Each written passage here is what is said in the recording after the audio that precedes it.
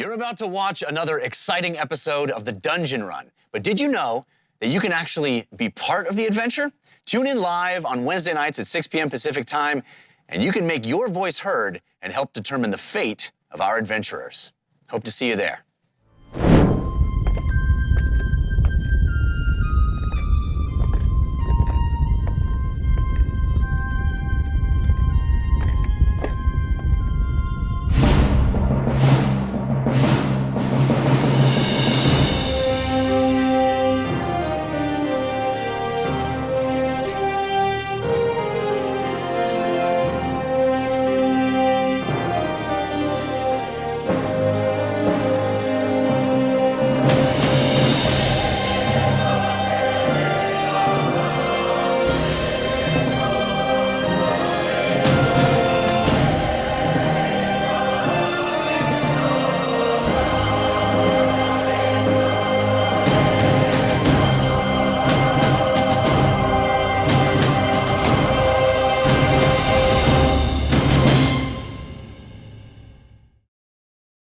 Greetings and welcome to the Dungeon Run.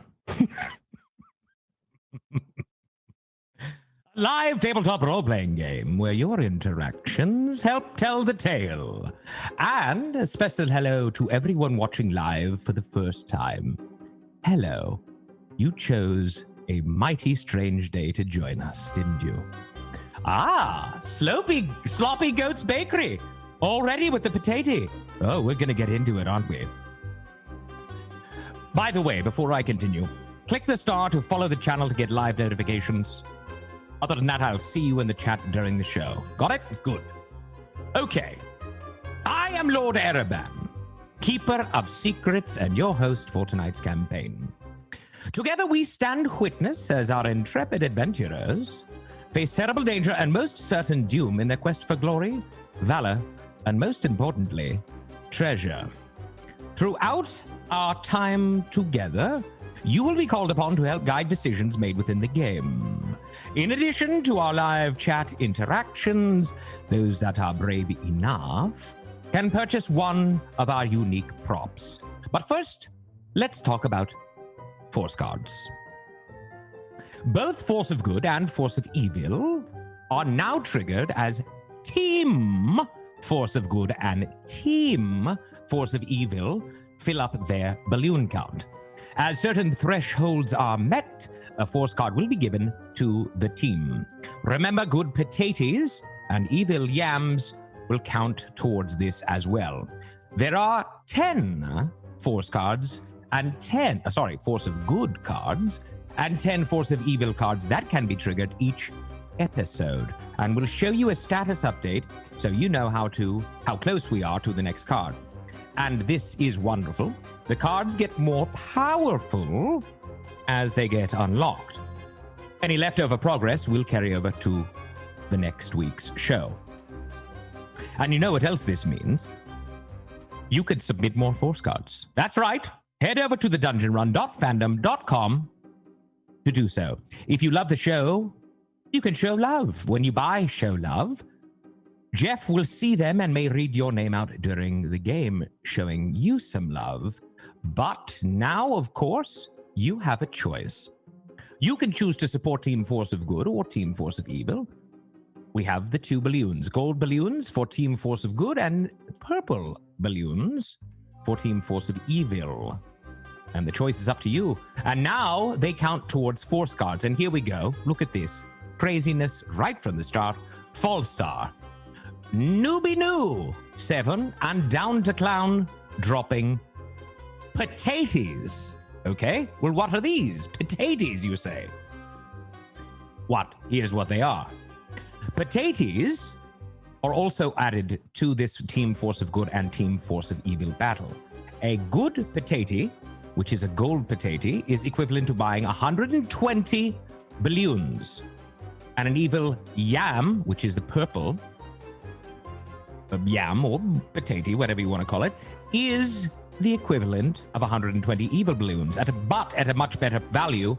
And who doesn't love a value or a deal? I know I do. And I think I skipped this, but I'm going to repeat. we have the two balloons. Gold balloons are Team Force of Good, and purple balloons, Team Force of Evil. Okay? Just making sure, just in case. Now, let's get to the rest of the props. Okay. If you choose, you can bestow upon the adventuring party the gift of advantage, the ability to roll a pair of 20-sided dice at once, taking the highest value. Or, if you're so inclined, you can set the trap.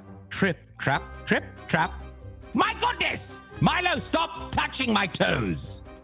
Stop it! Okay, here we go again. I'll start from the top. You can also set the trap of disadvantage. If a player has advantage, this disadvantage will counter it. And if the player does not have an advantage, they will roll a pair of 20-sided dice and take the lowest value. After all, life is pain. Now, advantages or disadvantages can be given to players or the DM. That's it. When given to a player, you must specify who at the table it is for, or I will make the choice for you. I might even let Milo make the choice for me, in which case we'll make the choice for you. Either way, you won't like it. And if given to the DM, Jeff will use them in the order that they are received. They cannot be given to a specific NPC, only to Jeff, so please act accordingly. Now, I say that because we've had people break that rule in the past. You know who you are. Last but not least, yes, we have Milo's ball. It is a ball. It's Milo.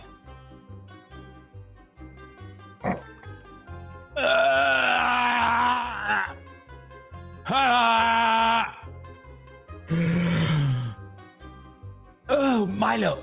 What are you doing? Is that a sword? Was that a bronze? Did you just stab me? You didn't? Why is the... Oh, the pain.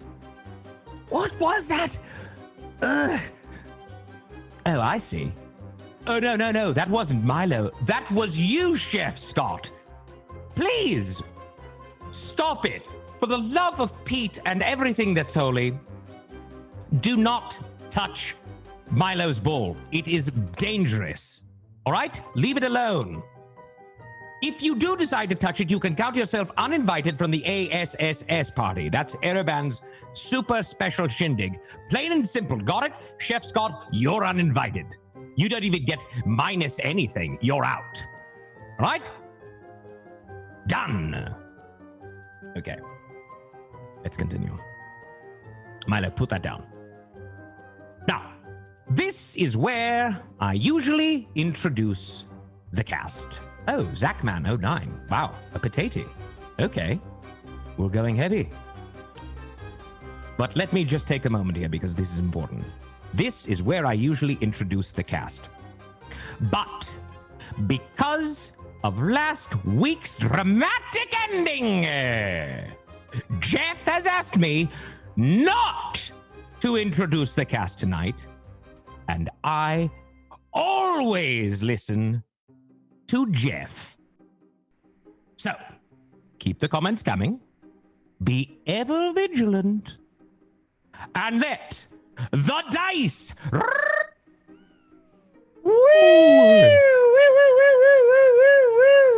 Yeah, who's excited? Welcome to episode 68 of the Dungeon Run and the beginning of Act 2.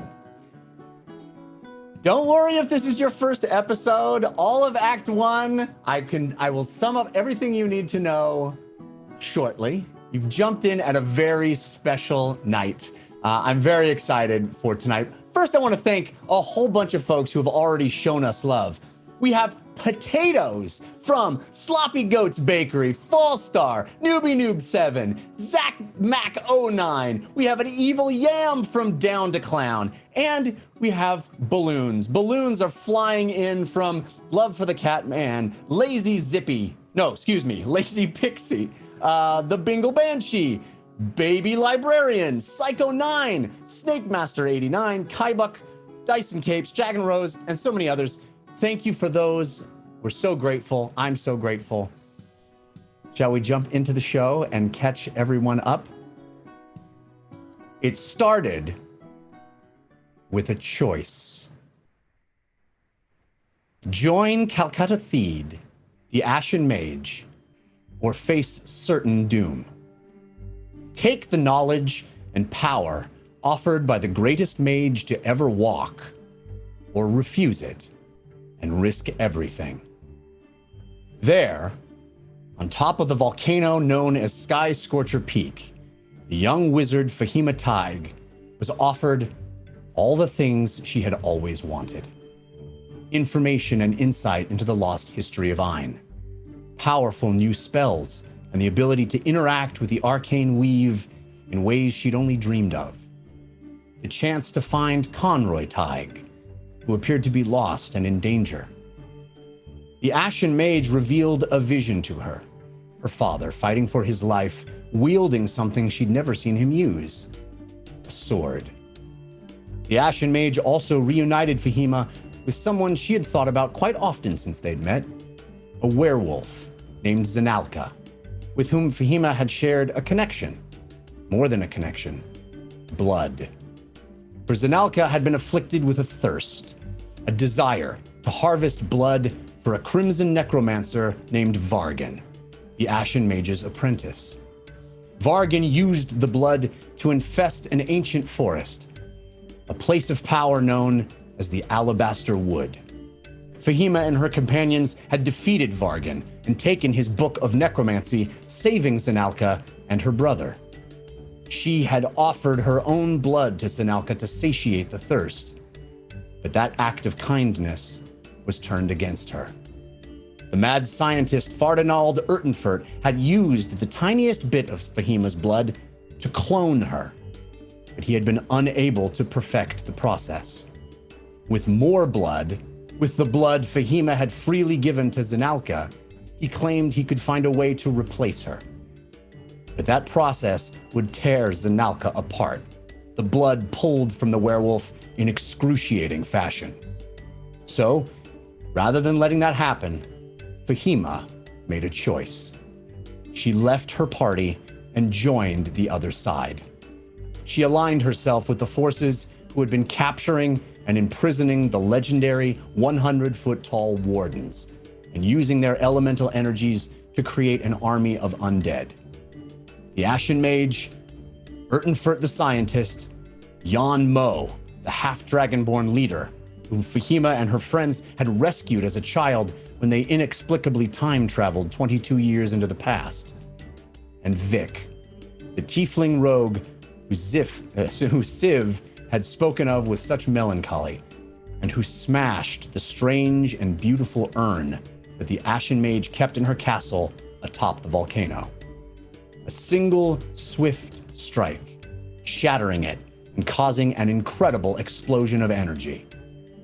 That explosion was the last thing Fahima saw before the Ashen Mage pulled her into a closing portal and into the darkness. Oh, hello, Jessica. Hi, Jeff. Welcome to the show. Thank you. Just gonna be you and me tonight. And we are going to pick up right where I left off. Now, there's been a lot of activity, as I said, potatoes, yams, balloons. In fact, there's already been a Force of Good card unlocked. Fortunately for you, you don't have the amulet. So, we'll have to wait and find out what that Force of Good card is when we talk to some folks that have the amulet. So, where we pick up our story with you, Fahima Tig, is exactly where we left off. You feel your body displaced through the portal, and you arrive somewhere new. And the first thing you notice is the smell. In fact, it's the only thing you notice because everything is completely dark. It must be magical darkness because you have dark vision. You smell nature, dirt, and soil. The air is stale and warm like you're underground. The ground gives slightly under your feet. Mud? You stand motionless in the darkness. Then you hear the Ashen Mage's voice, an urgency in it like you've never heard before. Vic is a fool and disloyal. All of our progress in one stroke undone. I fear we are right back at square one. This changes nothing. A setback, nothing more. We move ahead. We figure out a way to reconstitute the urn or forge a new one. It's not just that our plans disrupted. The forge is gone. Skyscorcher's erupted. There may yet be another way. Fardinald with me. Jan, take Fahima to her quarters. There's much to do. You hear movement ahead of you in the darkness. Then a hand on your shoulder pushes you forward. And as you step out of this magical darkness and your dark vision begins to kick in, you hear the and whoosh of a torch being lit. Fire sparks to life in front of you. You see the bluish face of a dragonborn, illuminated by the flickering orange light of a torch. Follow me. Where are we? Come. Where are we? Tell me where I am. You are in your new home.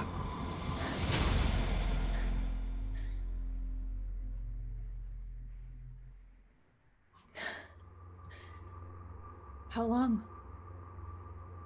How long do I have to stay with you? That is not my business. Come.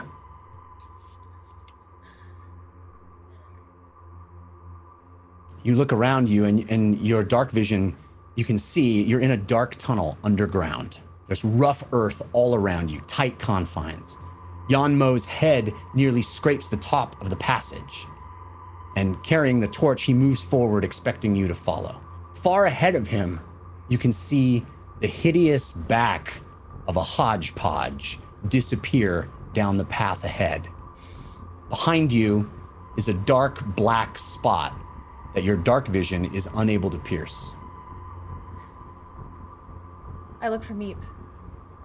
You can feel her still underneath your hair and in your clothes hiding.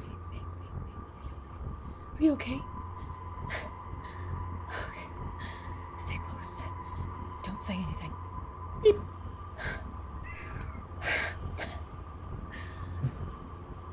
Are you moving forward?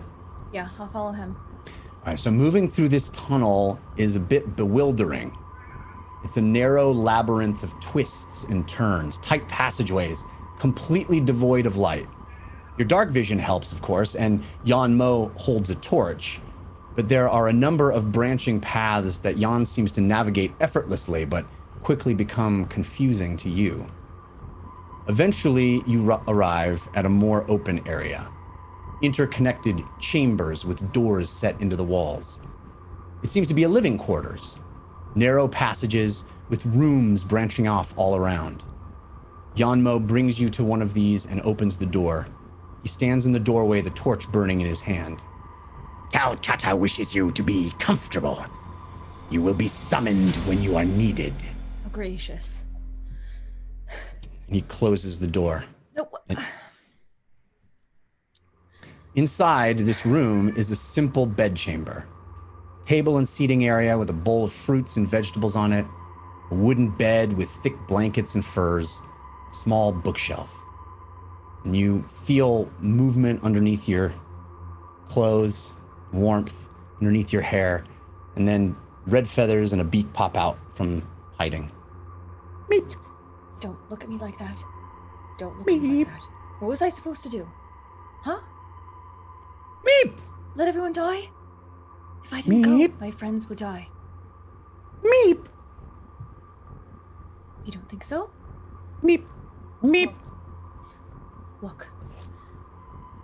It was a choice between certainty of her killing them and the chance that I could stop whatever's going on.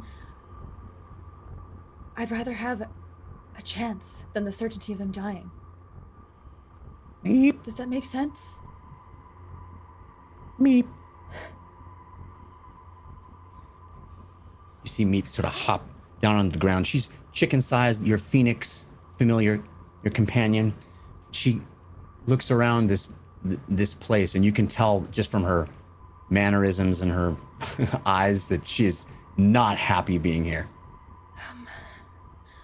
Well, why don't you fly around and tell me what you can find? And Fahima will step over to the bookcase and see if there's anything over there that is of interest. Okay, roll me an investigation check. You have advantage from Forest Elf 86, countered by Grim Fated. Ah, thank you to you both. Pebbles, quiet. Oh my Pebbles goodness. is in it. She's so needy today. It's Meep. It's just Meep. Yeah, I love it. And 22. Pebbles has me. Actually, 22. 23. 23. There, you know, you search around. I mean, it is a bookcase with not very much on it, and you find prominently there a book that you recognize. It seems to be another copy of something that you have seen a couple of times now. Once in the spell tower in Winkberg, another time you plucked it, or Meep plucked it from the hand of Vargan in the Alabaster Wood. It is seemed to be a hand-copied book, this strange book that you've seen before, with wild notes and writings in the margins, all kinds of. You've actually gotten spells out of it before, and it seems to be almost a notebook, a chronicle of experimentation in the arcane arts, some dark spells indeed there. And it is another copy of the same thing, but it appears handwritten. So it's not the same handwriting as the previous two? Well, it seems to be copied as precisely as possible. It's hard for you to determine whether or not the same individual made all the copies, but it's like you found, you know, somebody's crazy notebook from high school with, like, you know, Jessica loves Billy or whatever on it, and then somebody like tried to traced it and did it exactly in the same, you know, crazy improvised way, right? It's like all of these things that appeared to be you know, off the cuff and having no sense of structure, just sort of written in the margins, kind of notes, crazy little bits of drawings and connections. All of that stuff looked to be, the first time you saw it in the book, the very first time you saw that book, it looked like someone was just wildly flowing from their mind and just scribbling furiously. And now you've seen that copied 2 times before, where all of these exact writings, all of these crazy, what appeared to be just random, were copied exactly. I'll see if I can read anything that I haven't been able to read in the past. Yeah, you are a higher level at this point. At the end of last week, you leveled to 9. Congratulations. Thank you. And Fahima has gained more experience. She's actually been practicing, you know, with the arcane arts and trying new spells. And so, thumbing through it, you get the sense that some of the things that just were inscrutable to you before are now a little clearer. Perhaps with some real study, you might be able to put some things together. For example, there is clearly a spell which didn't quite make much sense to you, but now that you're looking at it, and now that you've had some experience using Blood Lance and using some of these necrotic spells, you are making connections that you are actually looking at a spell that looks similar to what you observed Vargan use in the Alabaster Wood to create that shell of blood around him, that shield, that sort of armor of blood that was so difficult for you to pierce. Yeah. Crazy. Yeah. Yeah, Fahima's gonna start writing that down. But Meep, don't stop looking at me like that. It could be useful. The more I know, the better. Okay? You see Meep sort of walk over to the door and like peck her beak at the door and just kind of, you know, looking around, trying to get out of this room. Yeah, and Fahima will also just investigate this room and try to figure out where they are. It seems like they're underground somewhere. Mm-hmm. I think that's a pretty. But that's it. That's a pretty obvious deduction to make. Yeah, it is very clear to you that you are underground in some significant way. I mean, But it's even not this. warm like if we were underground near where we came from. No, it is not. It is not. There's not a. I mean, it is. It's not cold, but it is not that same sense of warmth that you had to don your lava hide armor to survive. It is not that interior of a volcano near lava kind of warmth. It is. It is much less hot than that. But clearly, you are underground. Also, the look and feel of these tunnels, these passageways, this cavern, this labyrinth that you walked through following Yanmo, very, very different than the interior of the mountain, very different than any of the dwarven construction that you moved through in Dalta Thum and even into the dwarven fortress. You know, that was all very precise and architected, right? It was made by a race of people who lived underground, constructed things with pride, had a history of building these things with precision. And this is much less like that. It feels much more ad hoc, much more makeshift. It is like, naked dirt. This room is a little more expansive. It feels a little nicer, but it's still like you're in a hole. You're in a hole in a place rather than in a nice dwarven city underground. Well, man, she's all alone. No one's telling her where she is. She's locked in this room. I guess she'll sit down. Well, you haven't tried the door. You don't know that you are locked in the room. True. Okay, I'll try the door. Yeah, it is not locked. Oh, what? Yes, They is not locked. just gave her free reign to sit in the room? Okay. That's right. Yeah, if there's nothing else to glean from the book at this moment, she'll set that aside and maybe tuck it by her wherever the bed is supposed to be. And actually, no, she'll keep it in her cloak. Okay. And and walk out the door.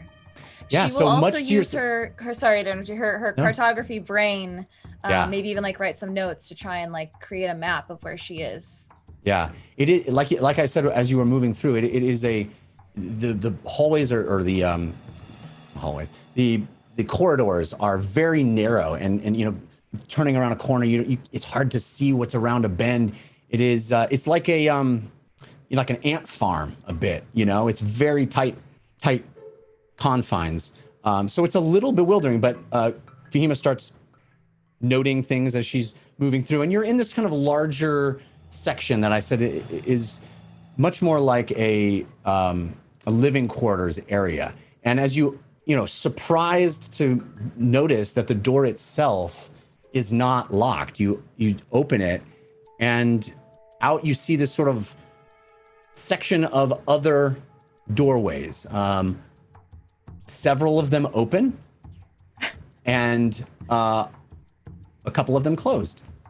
I'm laughing just thinking about Civ and James and how they love to go up to doors and listen at them.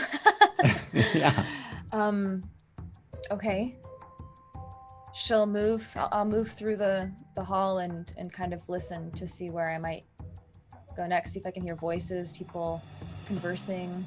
All right. So you walk into that wider section with doorways on either side, and you peer around. Actually, roll me a perception check. You have advantage from Lily Dumblestuck fan. Thank you. Perception. Ooh, that's not great. That's 11. Yeah, so you walk by open doors and you look in, and it appears that the rooms with the open doors, at least a couple of them that you walk by initially, are completely empty and look almost exactly like the one that you were in. Simple bed, chair, table, These look like sort of makeshift stock living areas, sleeping areas, and there's not much difference between them. That perception check in listening, there's not much you're able to glean in listening around, but there are. Did I notice that there's, so I was able to see the furniture that's in the rooms that I can kind of peek into. Was there also a copy of this book in every room? No. Okay. It's placed specifically there for her. Yes. I want to thank some other folks that are giving us love real quick. We have love for the Catman, lazy. Oh, did I already read these? I already read these ones. They're still on my screen. Pardon me, but thank you all for those balloons that I know are still coming in.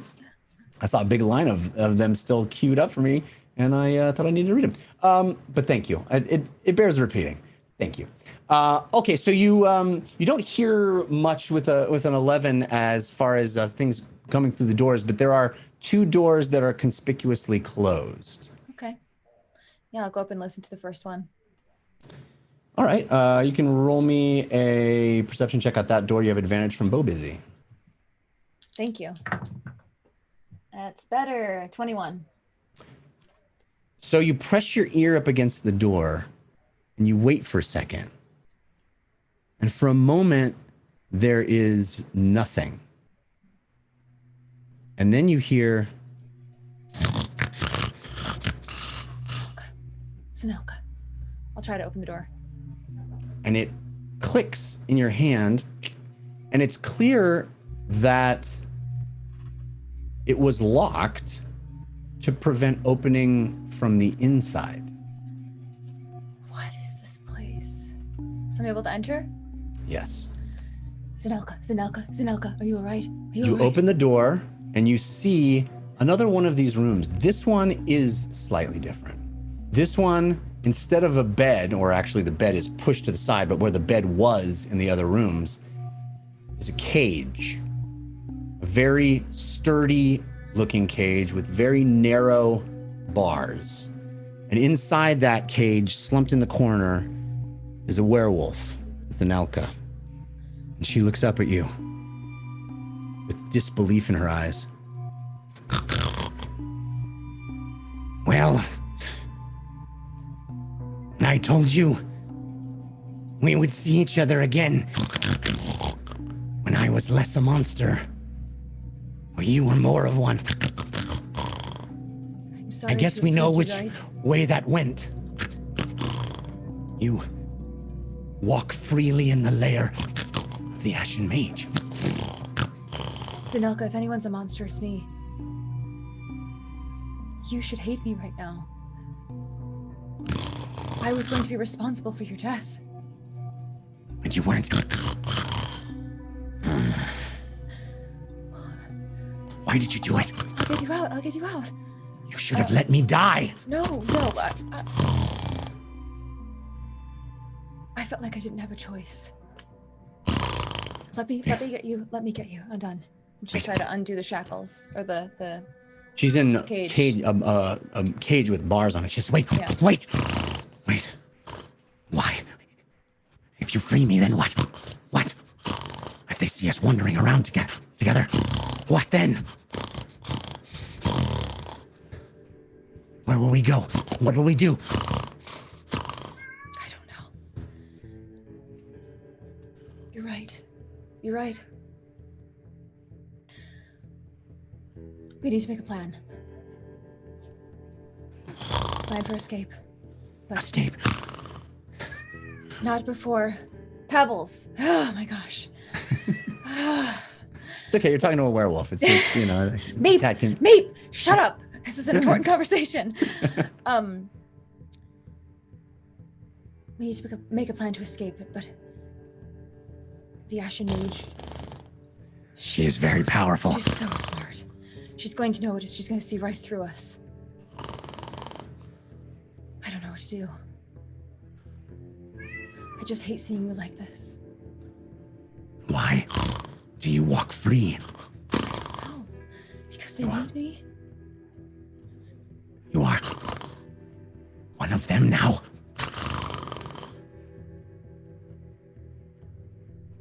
you? I don't know. I don't know. Not yet. But I don't know what I'll be forced to do. And I'm afraid that if I raise objections, if I question it, if I refuse to do anything, she'll hurt you. I've been hurt. Worse. You should have let me die. No. You don't deserve to die. Ever. Can you tell me more about why they needed my blood? Did they say anything to you? No, I do not know. But I promise you, Fahima, when I drank your blood, I did not know. None of it makes any sense. I had no idea what it would be used for. But I have a hard time remembering exactly. Before I was taken to the castle, I can't remember how you were captured. they came upon me and my brother as we traveled north. Captured us using magic. Before they brought me to you at the castle on top of the volcano, I was here in this cage for days. I went through hell. Terrible cravings for blood. Excruciating. My whole body shivering and burning. Screaming for help. When no help came, they just left me here, begging. And now, the desire is dulled. I barely feel it, but everything from that time is all mixed together, jumbled. My thoughts.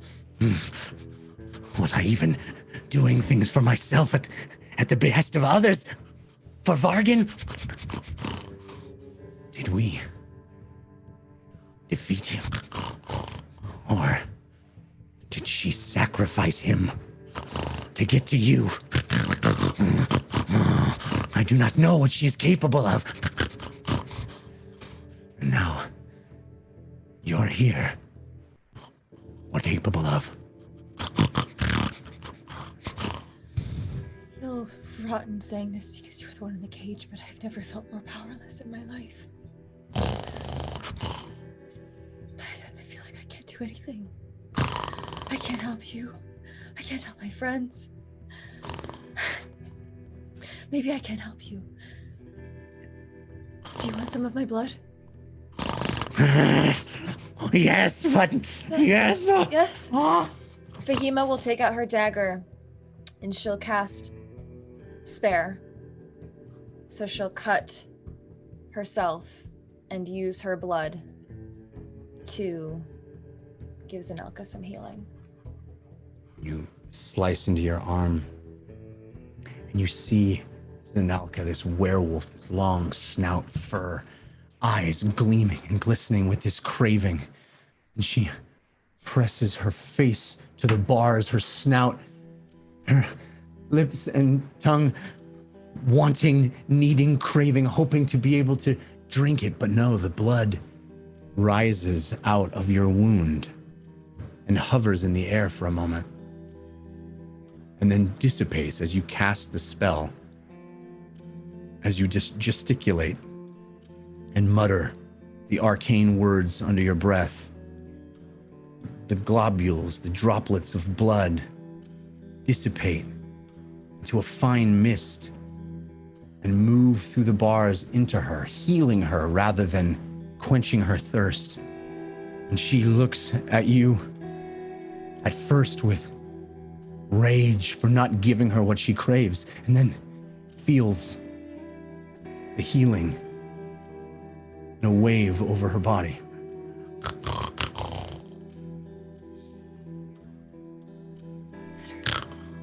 Thank you.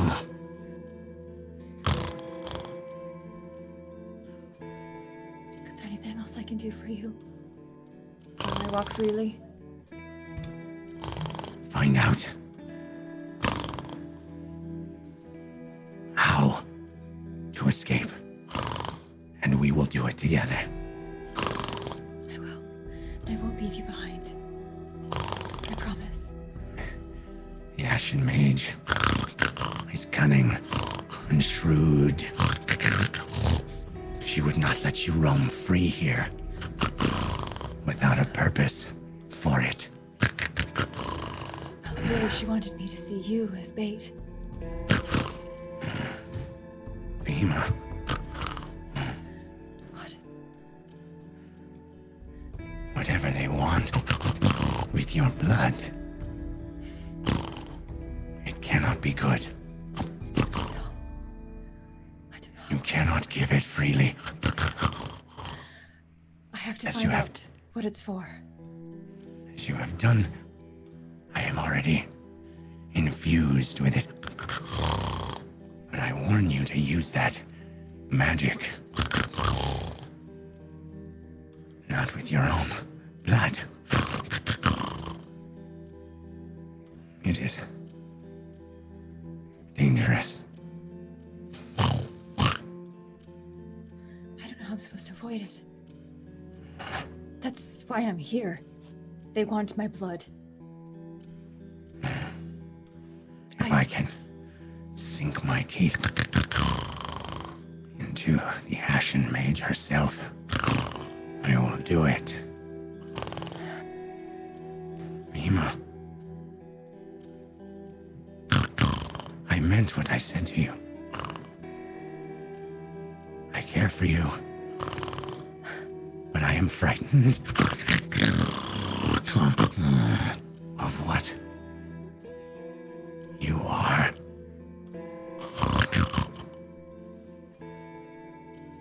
So am I. I need to understand. I need to understand what I am. I need to find out where my dad is and why he hid me for so long. Zanelka, I care for you too, and I'm sorry that I wasn't able to say it before. She's gonna walk up to the bars and reach her hand out and touch the hair and the fur around her ear and trace down to her chin. Zelka.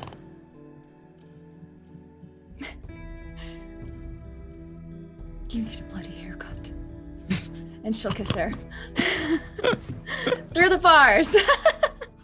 Amazing. You kiss her on the side of her snout, and she recoils for a moment. And then you see her in an instant. The hair recedes. The snout pulls back into a more humanoid nose.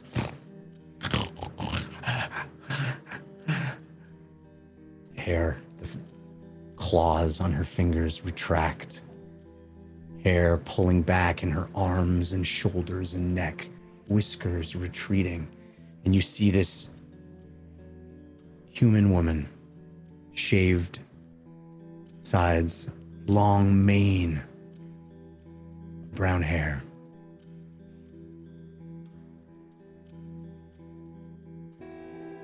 How's that? Better. Careful in here. I will. Come back. If the Ashen Mage really does value you, maybe you can tell her you need me out. Need you out? Of the cage.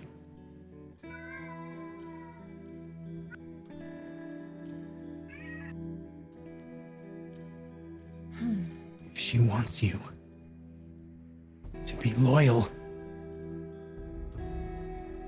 use it. And she, the snout pulls forward, the hair extends, the claws return, the whiskers pop out. And she pulls to the back of the cage. Still a monster.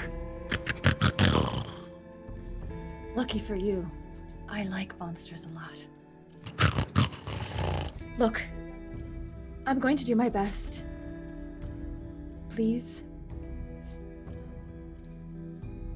don't take everything that I say with the Ashen Mage at face value. Okay. Meep! I'm having a moment here. Meep is calling for you. Meep, meep, meep, in the corner. Let's go, let's go. And you realize that she's trying to alert you. Oh my gosh. There she is again. She's trying to alert you.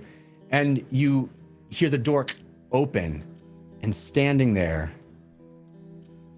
is a dragonborn Triton, Yon Mo, holding a tray of food.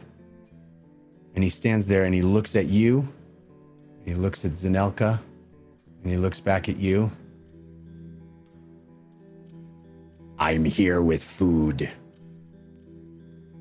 Great. Are you here to serve us? That one. Why are you out of your room? Oh, well, the door was unlocked. Was it supposed to be locked? Hope that wasn't your job. The Ashen Mage wishes you to be comfortable. How kind. Go back. Come with me. You'll need some rest. It is late. I'd like to talk to the Ashen Mage. She will speak to you in the morning. Fine. He leads you out of the room and slams the door behind, dropping the tray of food for retrieval later. And he marches you back through the short corridor back to your room, opens the door and kind of roughly by the arm pushes you inside. Wait. Do you not remember us? I remember you. Do you not remember Ogo the Brave? How do you know that? I don't know if you'd believe me if I told you, but I know a lot about you. I knew your parents. You're a liar. I'm not. I knew your parents and I knew you as a young boy. That's impossible. What are you? 19, 20 at the most? Do not try to bend my mind with your lies. Magic works in incredible ways. There is much to me that you have not seen. There is much power within me that the Ashen Mage has not revealed to you. I know that you have a crustacean hammer with Ogo the Brave on it. You see his eyes dart to his belt for a moment, and then he catches himself. I know that you sank to the bottom of the sea with your mother.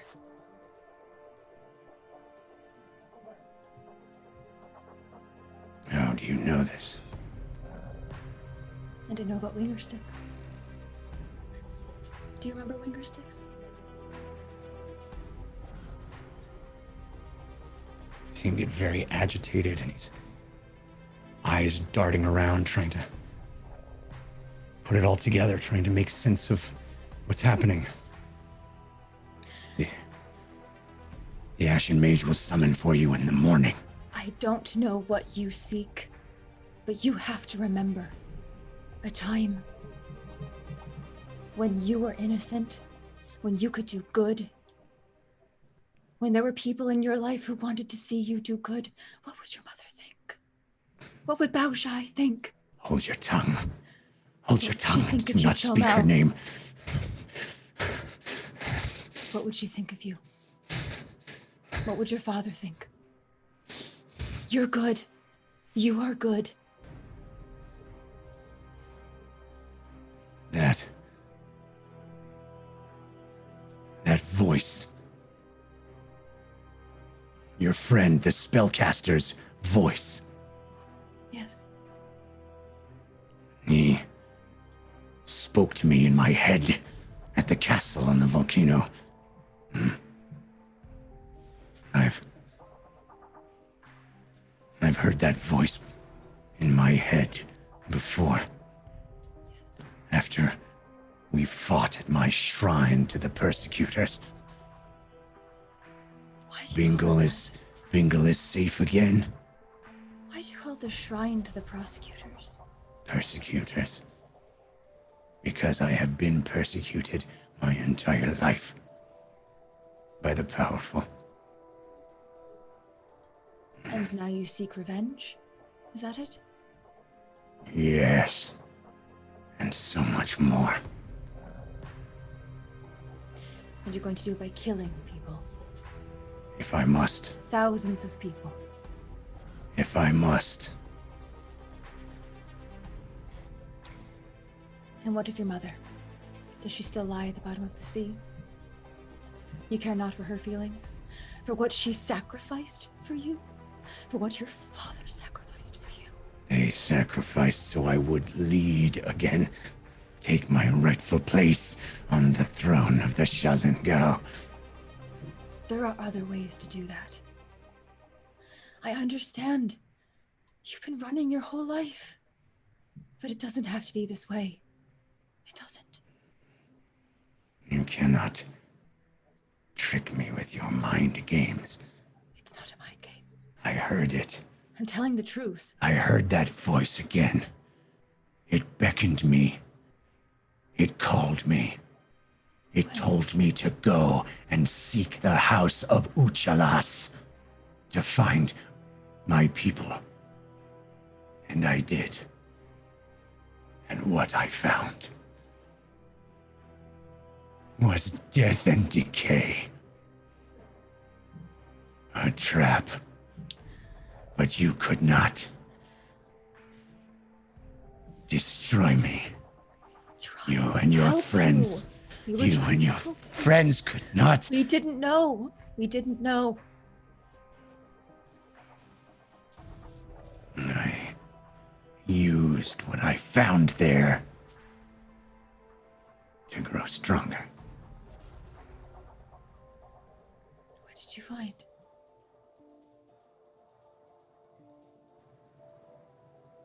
The weapons and techniques of my people. I am the last heir of the sea and the land. I am the leader, the undrowned. I am Yan Mo. And you and your friends will not trick me. Slams the door.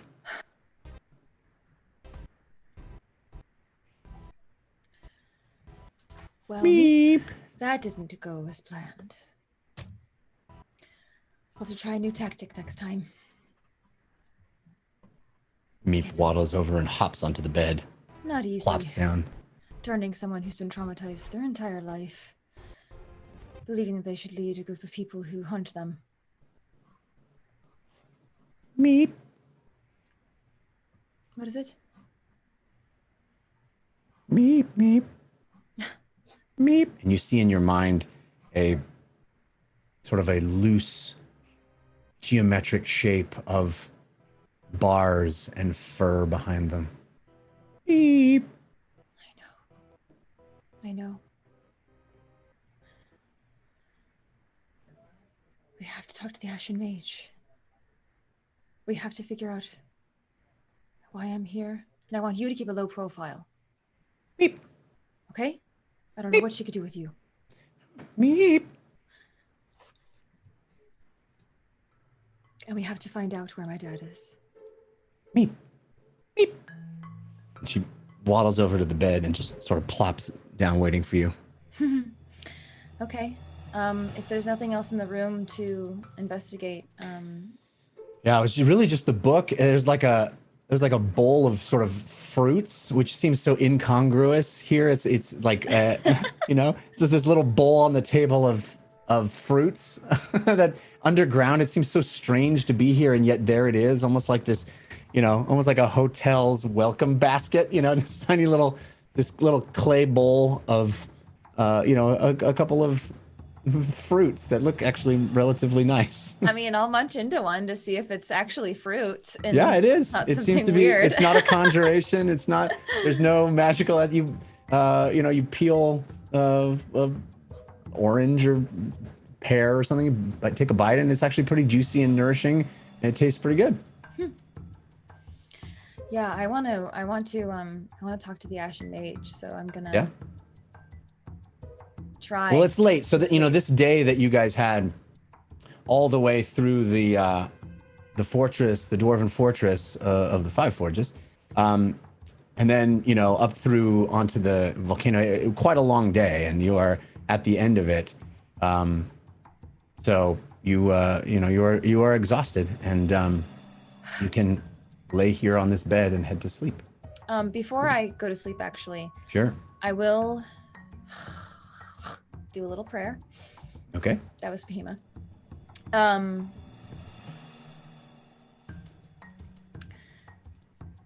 Hello. Hi. Candle Queen, if you're there.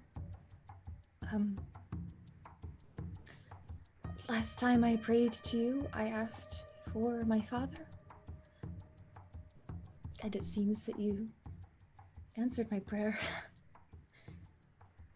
Or did you? I don't really know what's divine intervention and what's just chance. The candle wax melted into two sides, and I chose. If you're listening or you care, please guide me. Please guide me. I'm in over my head. And I don't know what the right answer is. I don't know if there is a right answer. And if you're not listening or if you don't care, please at least guide Uggo. Help soothe his anger and find his light. I think he's really gonna need his light right now. And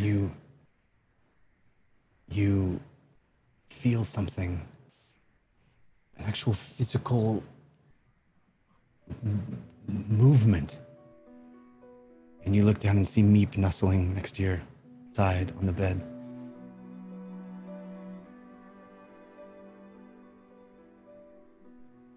You are uncertain whether your prayer has been heard, but there is a sense of calm nonetheless that soothes you a bit in this strange place, this unfamiliar place, this place of foreboding. And you lay awake for a long time as you hear this smoldering phoenix snoring next to you. Exactly. And then you finally, at long last, close your eyes and take a long rest. Which gives me a good opportunity to now thank some folks. We have love from McFrank221, Tina Frankenstein, Peony Bracegirdle, Dasmir, follower of Fahima, Amra72AU, Numera, Tim Finn, Elite Ninja 72, and others.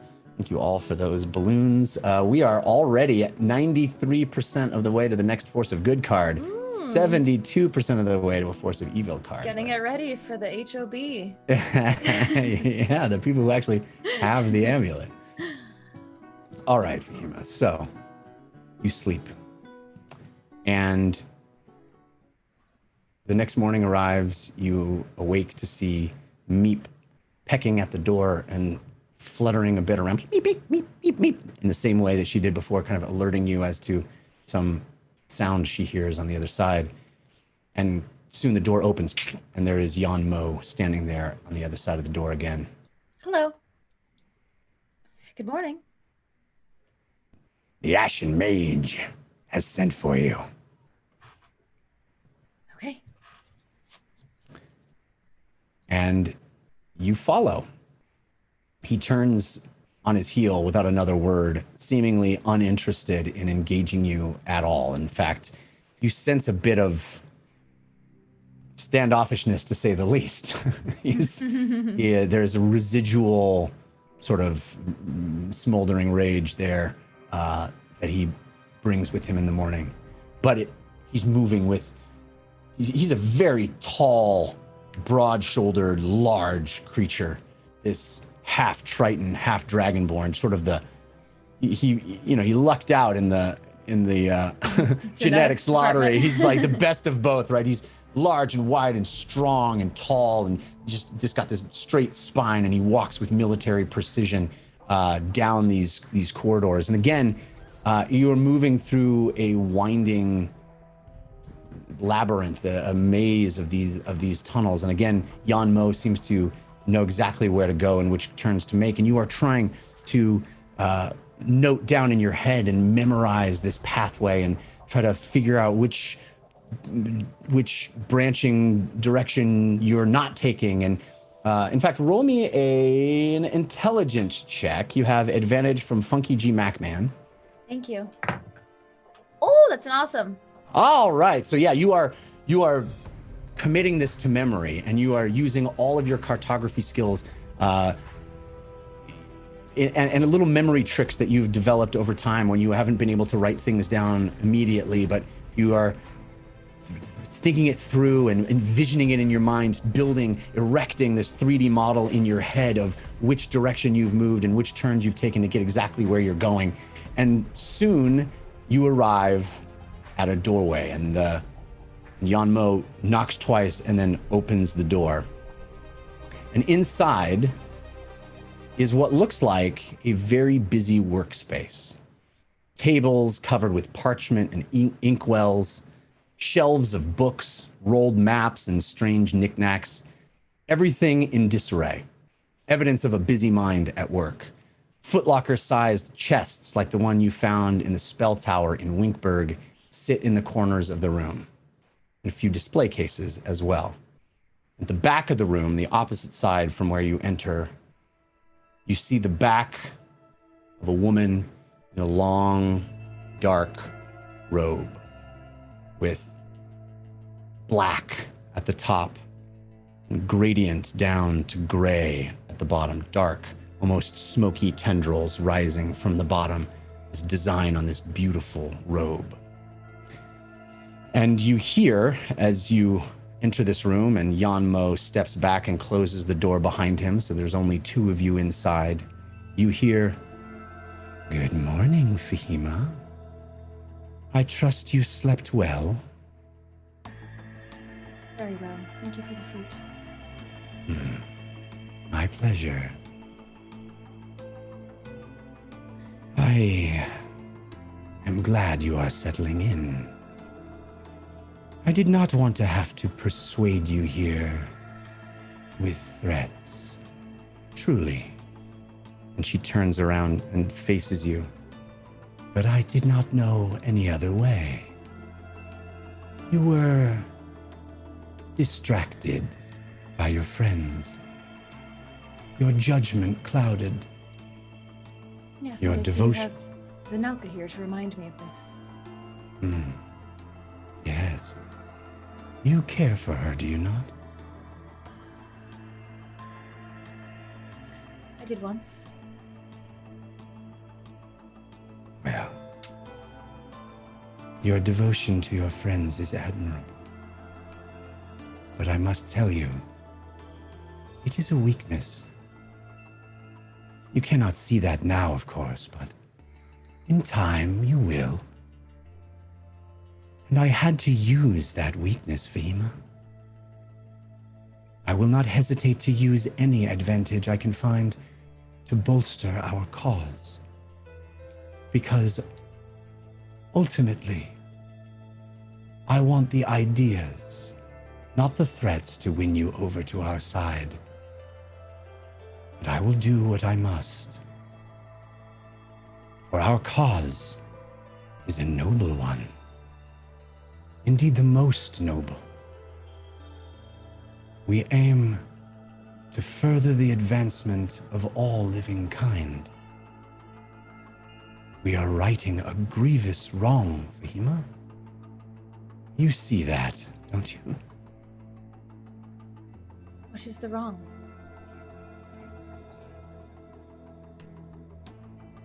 What do you know of the Ariad Age? I know what my father has told me. And what is that?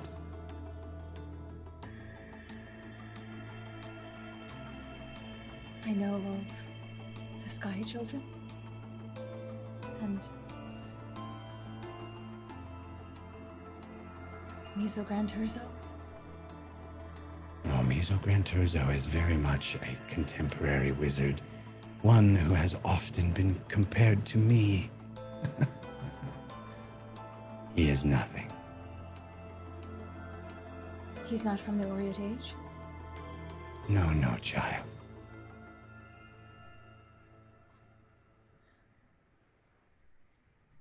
I don't know. I don't know what else is true. Well, Those fairy tales. it's amazing you know that much. Those whom you call heroes, wardens, protectors, they committed an atrocity, a crime against knowledge. The Ariad Age was a time of incredible advancement, a renaissance of science and culture and magic, a world full of breakthroughs, wondrous discoveries, ideas, Fahima. And they took it all away. In their wisdom and might, they decided. They, the few, decided. For the many. For everyone. They knocked all of Ayn back to a primitive way of thinking. Erased all of the knowledge. 300 years of progress. Gone.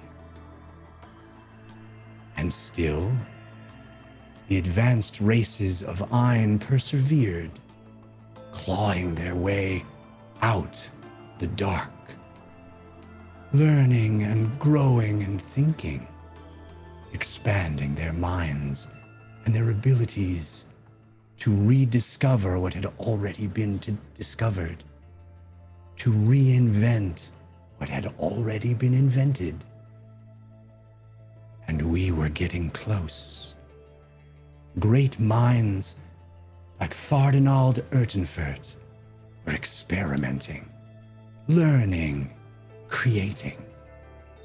I was expanding the limits of magic. But Fahima, the enemy lay in wait. The wardens, watching, monitoring, ready to do it all again, ready to take it all away again, to destroy the knowledge, Fahima, to control the information. That, Fahima Taig, is the warden's only purpose. To stand sentry until the time is right, and then wipe it all out again, and send us all back into the darkness. What was so dangerous about this knowledge, about this renaissance, that they would erase the entire world's history? You must acknowledge that.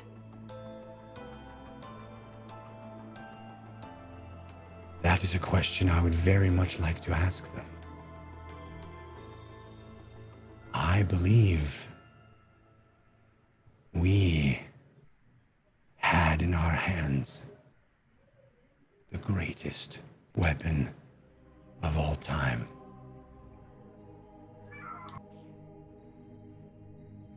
And then Vic shattered it. I believe they wanted us never to have the urn. Where did you get the urn? I forged it. We forged it. How? By using our minds, Fahima. By picking up the breadcrumbs, assembling all of the bits that they couldn't quite sweep under the rug. By figuring it out, by being smart. I think you know a little thing about that, don't you? I am very interested to know. And I think I could be helpful aiding you in this process. I'm very happy to hear that. And how does my blood play into all of this? Well, Fardinald, one of the amazing ideas that he has been working on is the ability to extract blood and create a perfect replica of a living being. He's done it quite successfully on everyone he's tried it on, except for you. Perhaps you remember seeing yourself at the top of his lodestar. Yes. Melted and inadequate. Fardinald believed we did not need to contact you, that we could simply replace you. But the small sampling of your blood proved to be inadequate for that purpose. And we determined that there was quite a bit more of your blood inside Zenalka. An easy way to extract it. But I have preferred the whole time to go to the real thing, Fahima. Because I believe you are special. Why? Why? You're not answering my question. Why do you need my blood? You were trying to create a copy of me with my blood? So you could Yes. use that instead of me? Correct. Yes, Fahima, we don't need your blood now that we have you on our side. The blood was a means to an end, attempting to... a workaround, attempting to replace you. But there is no replacing you, Fahima Taig. You are unique.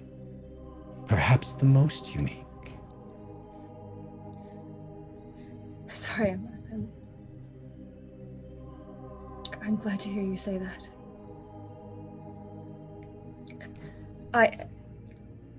My friends, I love them, but they just don't understand. How could they, Fahima? My dad even, he didn't understand. He hid me for so long. And there is something inside of me. Yes. Special, burning with this desire to Yes. go further, to push, Yes. to not limit anything. Yes. And no one understands, and trust me, it is not lost on me the great honor it is for someone like you to have chosen me.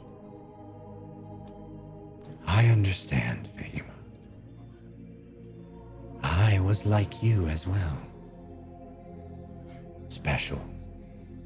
Pushing at the boundaries, pushing at the limits of what others thought impossible. And yet here I am, ready to change the world. Roll me a perception check. You have advantage from Alex Nelson. Thank you, Alex Nelson. 20. Okay. All right. You've kind of moved a little bit into the room as this conversation has happened, and you look around it, glance around it for the first time, and you notice on the shelves notebooks, that frenzied handwriting that you've seen. You can see it even from this distance. It's similar to what you've witnessed in the books. A sort of creative explosion all over the page that doesn't seem to be able to be contained in paragraphs or margins. You see it on parchment, on the tables. This wild workplace, disheveled. And you also notice a few nicely bound books, the ones you saw, or like the ones you saw inside the archive of the Dwarven Fortress. And then something in one of the display cases catches your eye. An object that you recognize under glass. And the Ashen Mage follows your gaze as you stare at it. You see something you like, do you? Ah, good taste indeed. That is a very unique piece. She walks over to it and lifts up the glass of this display case. And inside is a belt with a large white stone where the buckle should be. Jan Mo brought this to us, and it has been quite useful. This is one of the famed raiments of the Shazengao. The crown jewels, if you will. Stolen decades ago. They were modeled on the same elemental magic as the Wardens. A precursor. In the right hands, this belt has the power to manipulate stone and rock nearly as well as the Quake Warden himself.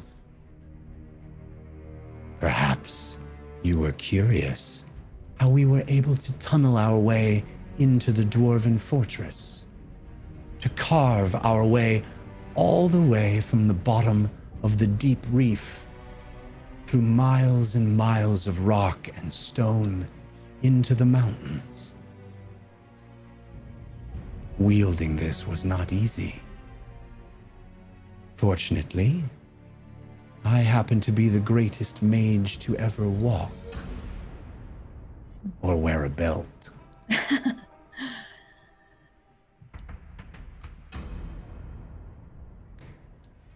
I hope you can find a new home here, Fahima.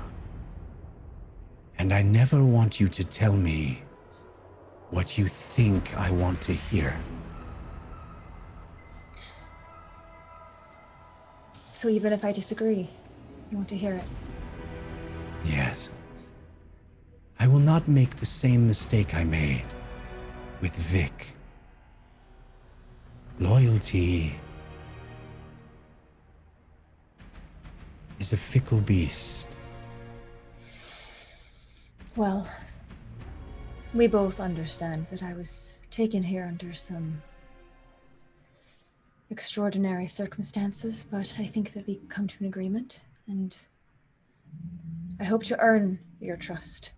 And I don't expect it will be easy, but I will prove myself. Good. And you did say you would tell me about where my dad is. I said, I know how to find Conroy. And I do. And I told you I could take you to him. And I will. In fact, it is vital that we find him. Just not yet. The timeline has changed dramatically thanks to Vic's impulsiveness.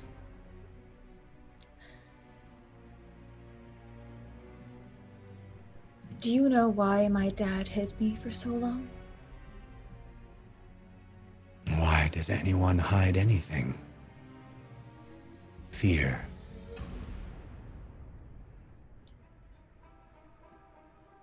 But you can't tell me what he was fearing. You can't tell me what exactly I am beyond the key to something. What you are is a very rare and powerful thing, Fahima. You are a wish come true.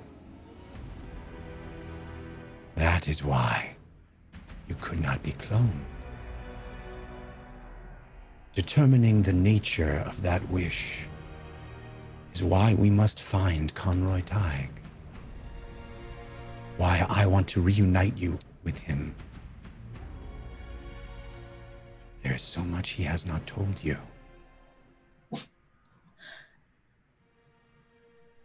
I understand. Fahima, a wish is an extraordinary thing. It exists outside the bounds of normalcy. Even magic has its rules. But a wish is another thing entirely. A wish obeys no laws. It is infinite potential. And a wish made manifest, well, a wish made manifest stands before me right now. So you think it's true that I was wished from an Ifriti or some being? It seems to add up. You know, you call yourself the Ashen Mage. And I couldn't help but wonder what connection you and I might have. Or hope, rather. You and I will have a very strong connection, Fahima. Mentor and student. Infinite potential. Would you like to learn a spell now? I would be honored. And perhaps I could show you one of my own. Show me one of your own. All right. I would prefer nothing in this room catch fire. Give me a day, and I'll prepare it. Make sure I have control over it.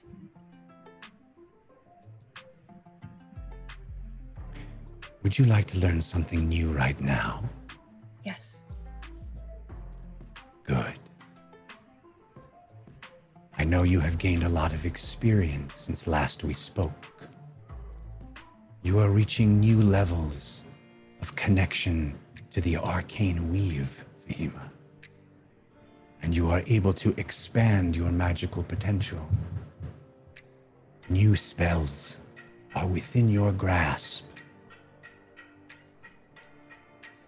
I want to teach you one of mine now. To show you the kinds of things that we can do together.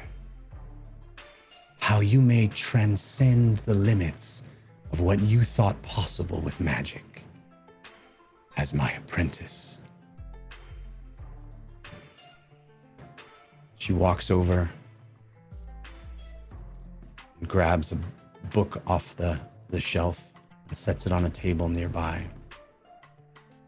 And a door opens, the same door you entered into opens in the back.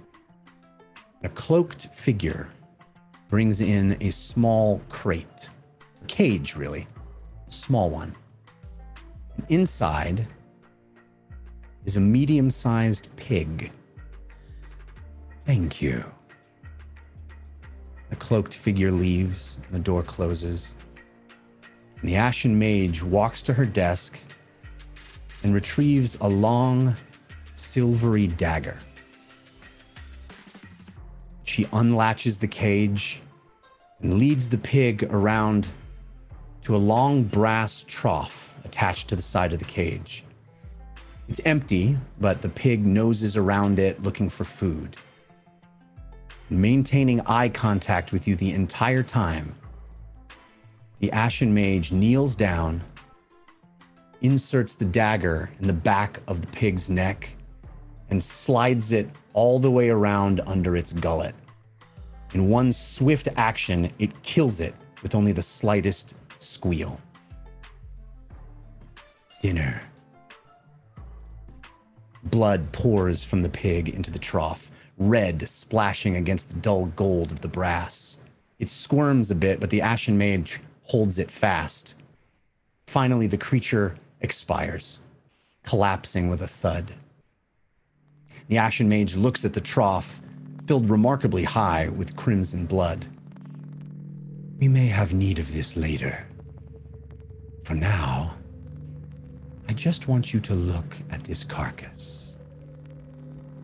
She wipes the dagger and places it back on the table, and then grabs the book, her book, yet another copy of the book that you found in the spell tower, the one in Vargan's hand, and again in your quarters here. She opens to a specific page and holds it out to you. You should be able to understand quite a bit more of what this says than you did the last time you looked at it. You've been practicing using necromancy, understanding blood magic, learning. That is what we are all about here, Fahima. Understanding knowledge, learning, experimenting. Read the words aloud. Touch the arcane weave. Cast the spell, Fahima. Maintain your concentration. You want to do it? Yeah. Roll me an Arcana check. You have advantage from an old brownie. Thank you, Marconi. Ooh. 15. For a split second, everything is dark. Then you open your eyes. You didn't realize you'd closed them. You seem to be on the floor. And you look up at yourself. There you are, quite large, and staring blankly as if in a trance. You struggle to stand up, and you realize that you are on all fours, very short. You are inside the dead pig. What? You are looking out on the world through its eyes, controlling its dead body. Oh my god. The Ashen Mage looks down at you, large from your perspective. You look up. Very good, Fahima.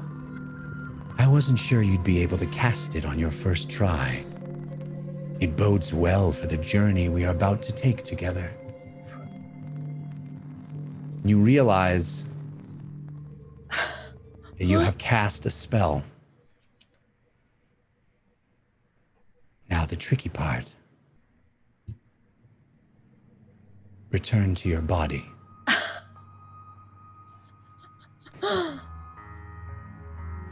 And if you drop concentration, You'll return into yourself, opening your eyes, and you look down, and this pig has moved a few feet as you waddled around. You realize that you are now fully aware of a new 5th level spell called Inhabit Dead Beast. Oh my god, that's so gross. Inhabit Dead Beast. You transfer your mind into the carcass of a beast in any state of decay. You gain full control of it as an undead creature with a quarter of the beast's original HP. You retain your mental abilities, but cannot cast spells while in this form, and you have the physical abilities of the creature you have taken over. Your body is comatose during this time. If the undead creature goes to 0 HP while you are controlling it, your mind instantly returns to your own body. You suffer 3d6 psychic damage and must make a DC 15 wisdom saving throw. On a failure, you suffer from a form of insanity for an hour where you believe that you are that animal and you act accordingly. Wow, that's so intense. Is this what you're doing with the hodgepodges? No. But in time, perhaps we can learn a great many things. I hope to teach you to conjure portals, like the one that brought you here, and manifest elemental energies in you in more powerful ways. And you will learn the value and utility of blood. I'm honored.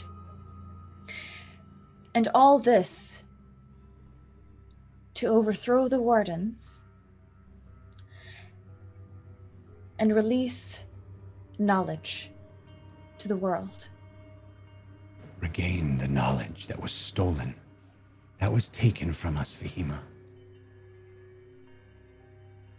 I want to get back what they took and to prevent them from taking it again. They want to drive us back to a more primitive state. We are almost there, so close to returning, to grasping at what was lost.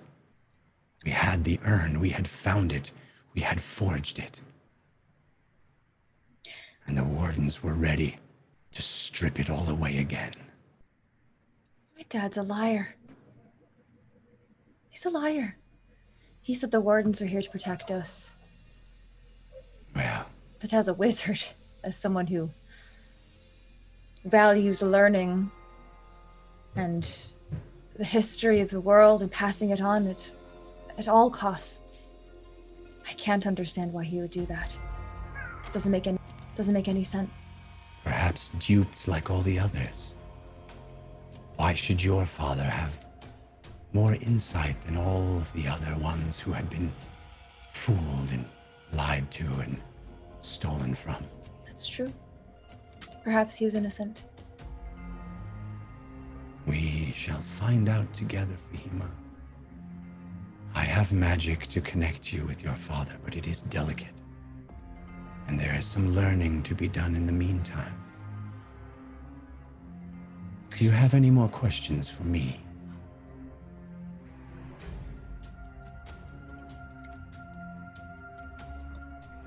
How do you guarantee that my friends are safe from you? We are here. They are free to do as they wish. What more guarantees can I provide?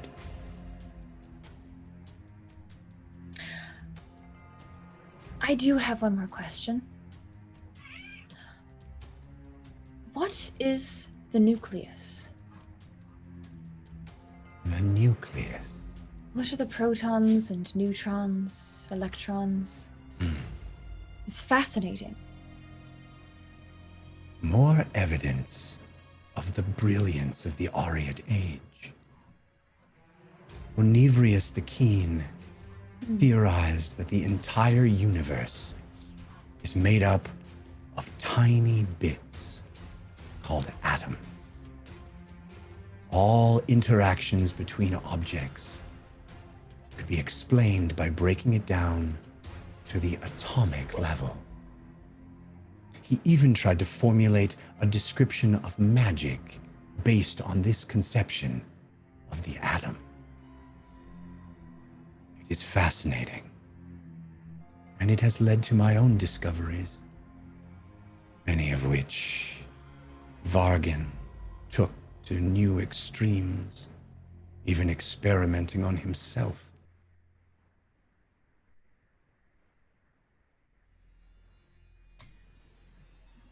And the wardens wanted to stop this from being known. It is inexcusable, is it not?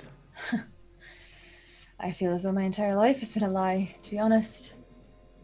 So now you know why I was willing to do whatever it takes. Yes. I feel as though I've died and come back anew. Fahima, I have one more thing I need to show you. Yes? You understand what we are doing. And you understand the magnitude of what was taken from us. But you need to know exactly what is at stake. Come with me. She walks to the door and opens it, beckoning for you to join.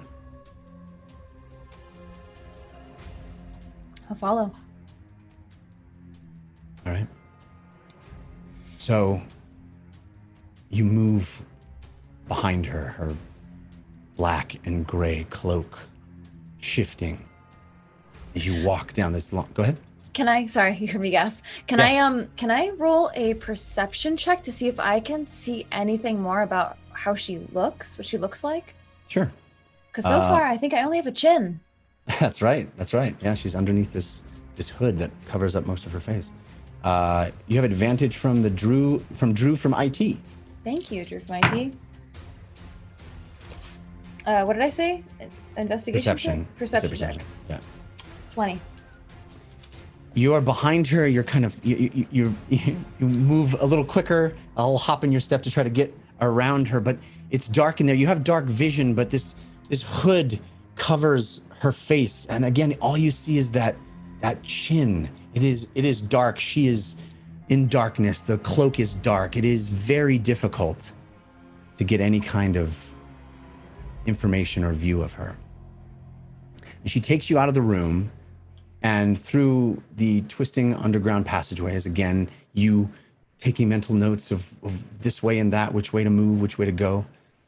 It's a long, quiet walk through dark tunnels.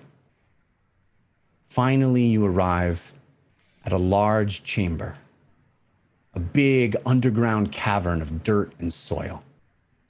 And you stand on a balcony overlooking a complex network of dugout huts and holes.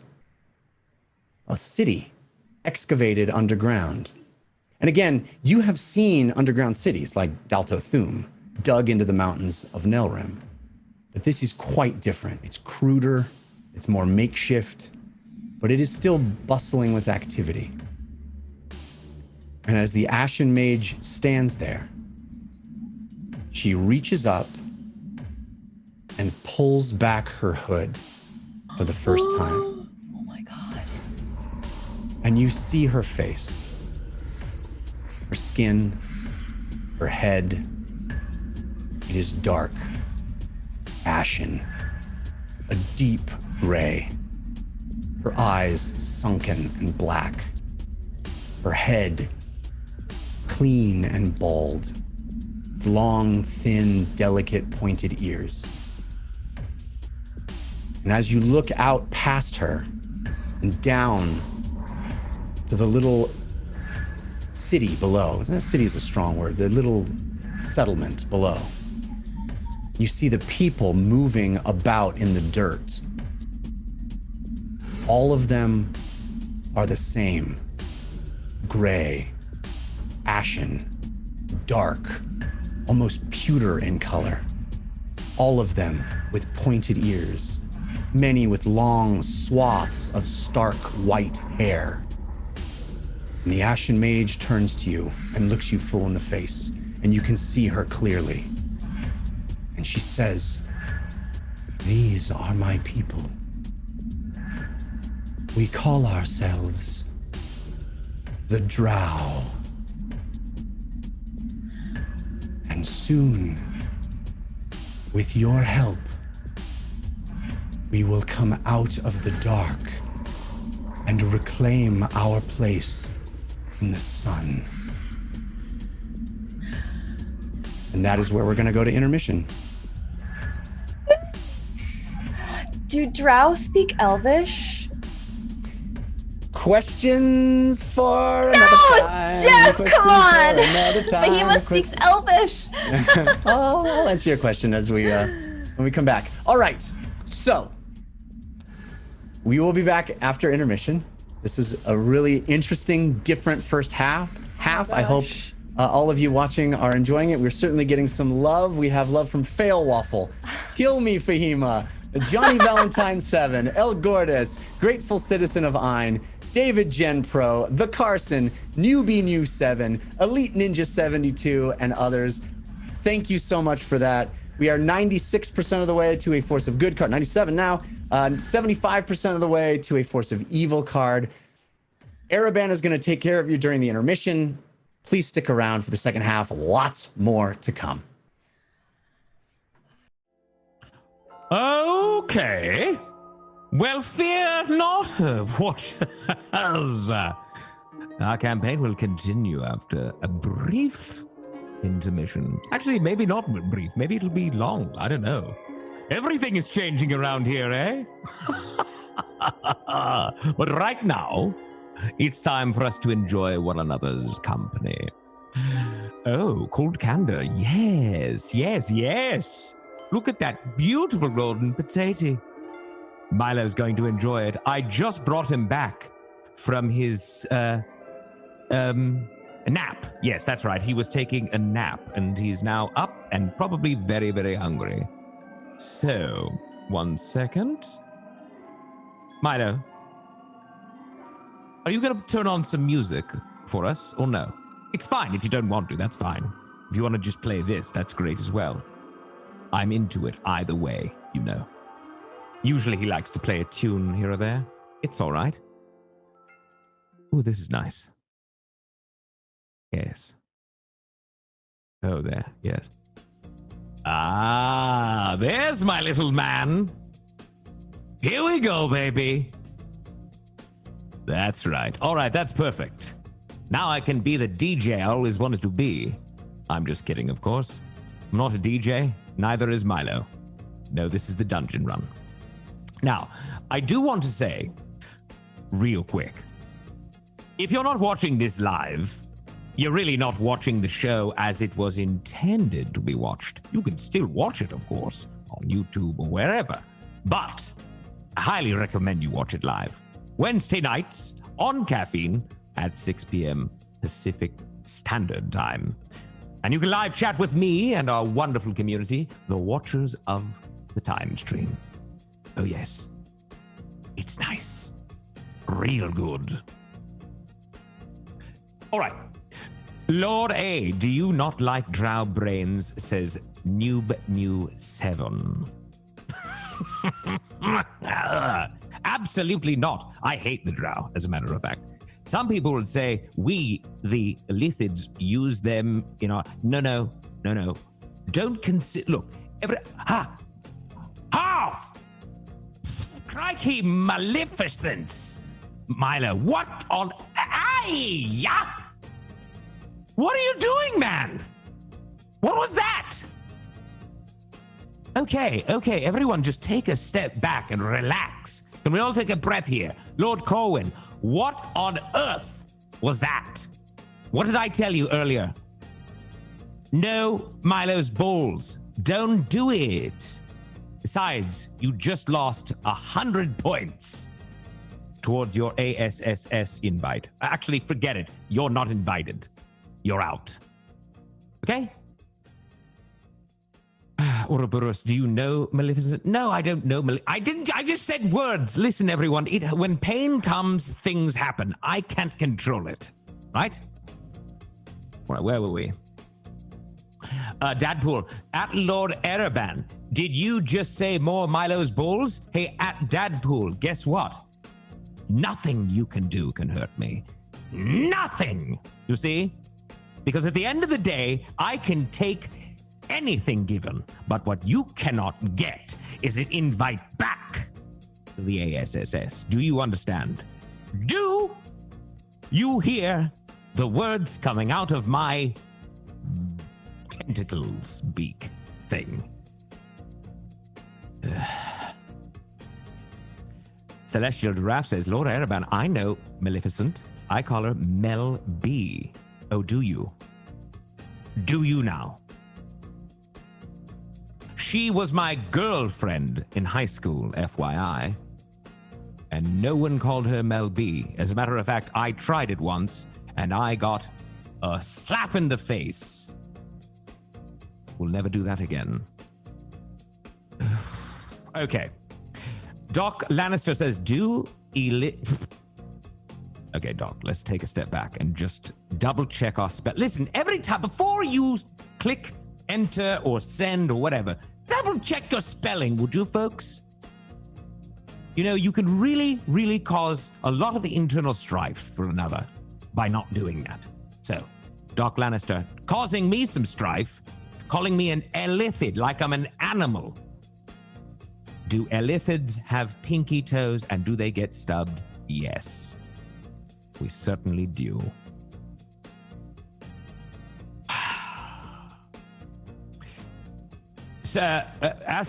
Astorian 61, still with us, thus I'm staying. Yes, perfect. Branded Nerd, we have a character limit, Lord A. Number 1, Lord Ereban. Branded Nerd, long time. I miss you. I hope we agree on that. I don't care if there's a limit. Write it in 6 different comments if you have to, but spell it right. You know, if Milo can spell right, at least you can, you see. Lord Ereban, do you play any sports or any instruments? Yes, as a matter of fact, I do. The clarinet. And water polo, you see. I was terrible, but I played. Collegiately, yes?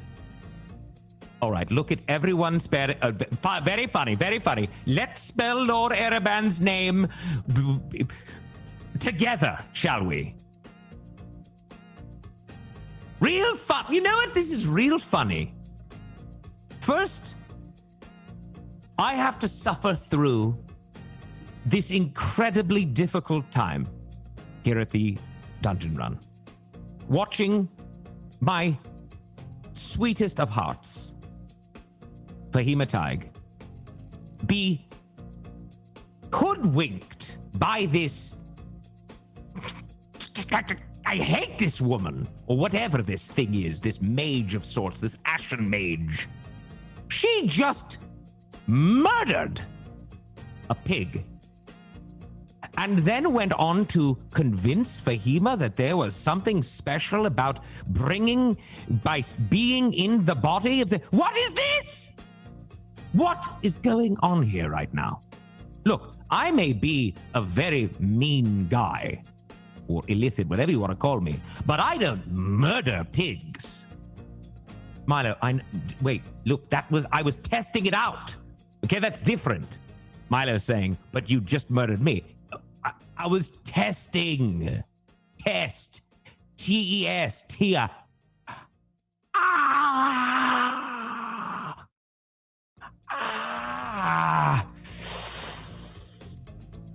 Mochi! Mochi ice creams. Oh!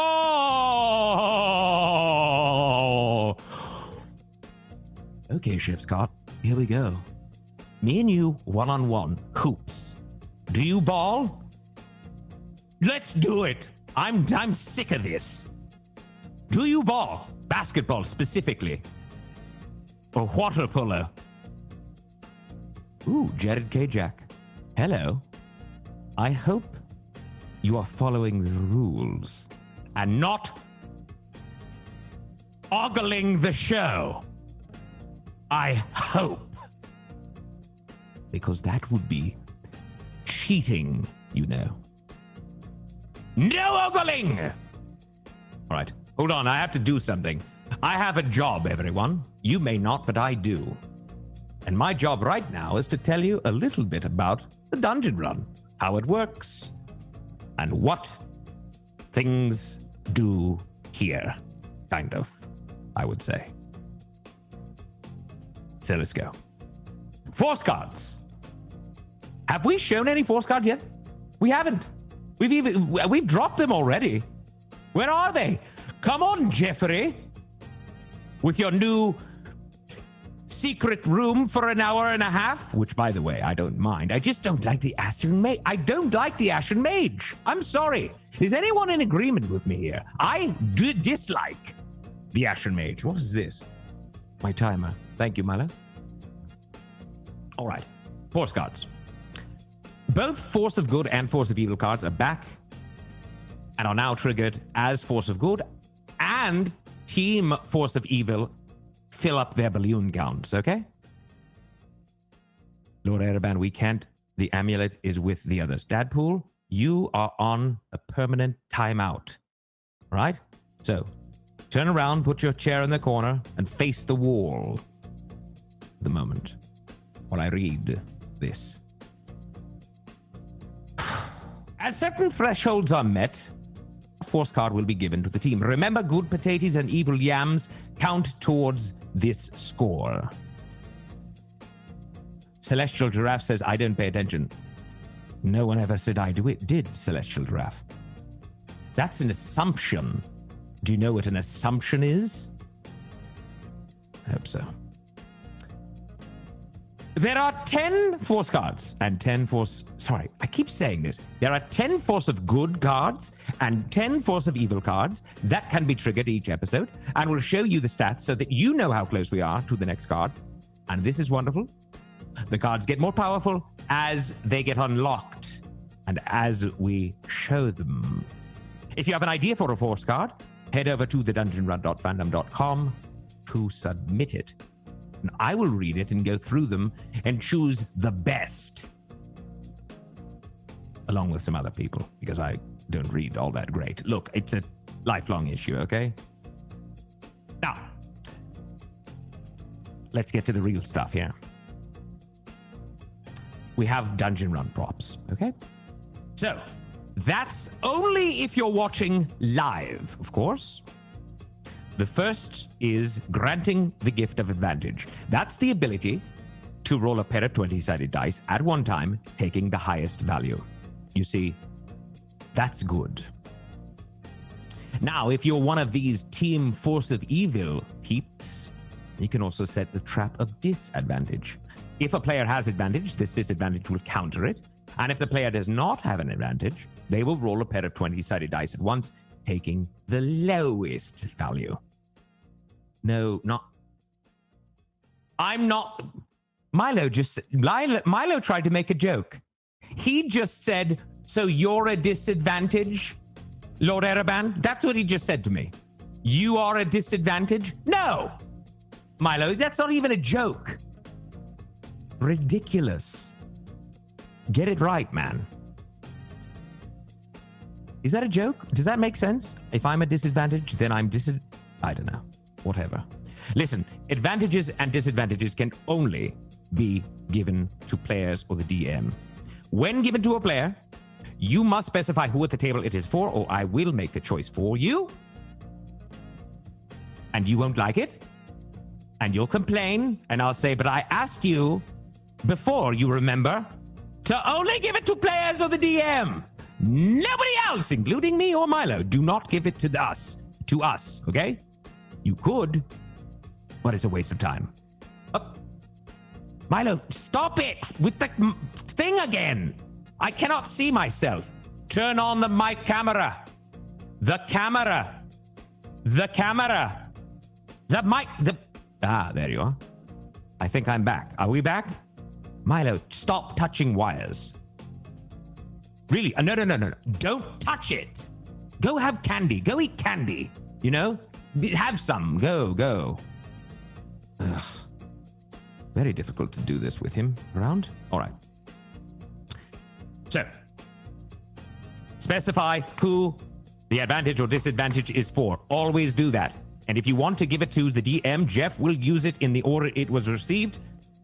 You cannot give an advantage or disadvantage to a specific NPC, only to Jeff or the players. Good? Good. Great. And of course, yes, there's show love. That's our celebratory item. Sending love to the team, which are those balloons.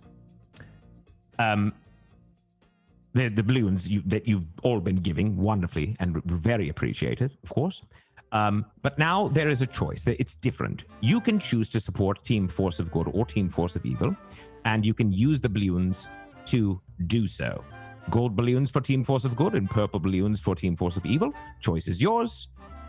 And of course, they count towards the force cards. Same with the potatoes, which are gold, and all the other stuff, i.e. the yammers, which are purple. Milo is messing with my prompter right now. Literally, he's running it up and down, so I can't read it. Milo, stop! Please! You know I'm not good with memorization. Okay, let me just say this part here really quick before he totally erases it off. Potatoes, gold, are equivalent to buying 120 good balloons. And an evil yam is the equivalent of 120 evil balloons. So, it's a much better value. If you want to buy a lot of balloons, you might as well buy a potato instead. Okay, now do what you're gonna do, Milo. I don't care. Fine. Yeah. Go. Lastly, speaking of Milo, we do have Milo's ball. Yes, it's a ball. Milo's ball. Here's the deal. It doesn't do anything. Leave it alone. That being said, if you touch it, like Lord Corwin and Chef Scott, you will be uninvited to the ASSS. Okay? Simple. Milo's ball, you touch, you're gone. Other than that, we're good, okay? Oh, also, for all things Dungeon Run, head over to thedungeonrun.fandom.com. There you will find more info on the characters, Dungeon Run merch, and the link to the Dungeon Run Discord. Ooh, yeah. Where you can join a truly wonderful community of watchers. And you can upload your fan art there as well. So submit your force cards there. All right? And to those who have already submitted, I see you and I thank you. And I also want to say, for those of you that have shared the show tonight, I thank you. If you haven't shared the show, I respectfully ask if you would. Why? Because the more people that watch, the better it is. And the longer it runs. So I ask you please to do so. Hashtag the Dungeon Run. Tell a friend to tell a friend to tell a friend. And that one should tell a friend as well. Now remember, I'm joining you in your social conversation around the game. So if you need anything, don't hesitate to ask. Otherwise, let's get back to it, eh? Let's rejoin this adventure. And we're back. Thank you so much for hanging out during intermission. Thank you, Cold Candor, for the new potato. Oh my goodness. Cold Candor, very, very cool. We got some love too from Sloppy Goats Bakery, Charunga, Vosh Voyager, Dragon Rose, Chef Scott 68, Branded Nerd, The Real Ashen Mage. Thank you, Withering Words, and more. Thank you so much, all of you, for supporting the show, for giving a little applause and supporting us through this unprecedented episode. All right, let's get back into it. It started as a simple dungeon run. 5 adventurers who came together, found one another, found adventure, found purpose, found the Secret Keeper's Amulet, a magical relic of a forgotten time, an incredible talisman that allows you, the watchers of the time stream, to affect their world with your gifts, and has shown them visions of a history no one in all of Ayn remembers. Visions of the 5 champions who became the Wardens 300 years ago. Heroes of the Ariat Age who gave up their identities to transform into giant 100-foot-tall protectors of the realms, infused with extraordinary elemental power. When those wardens were captured and held in dangerous locations, the 5 Heroes of Bingle took up the quest of finding and rescuing them, whatever the cost. But now, the 5 are 4. The cost, high.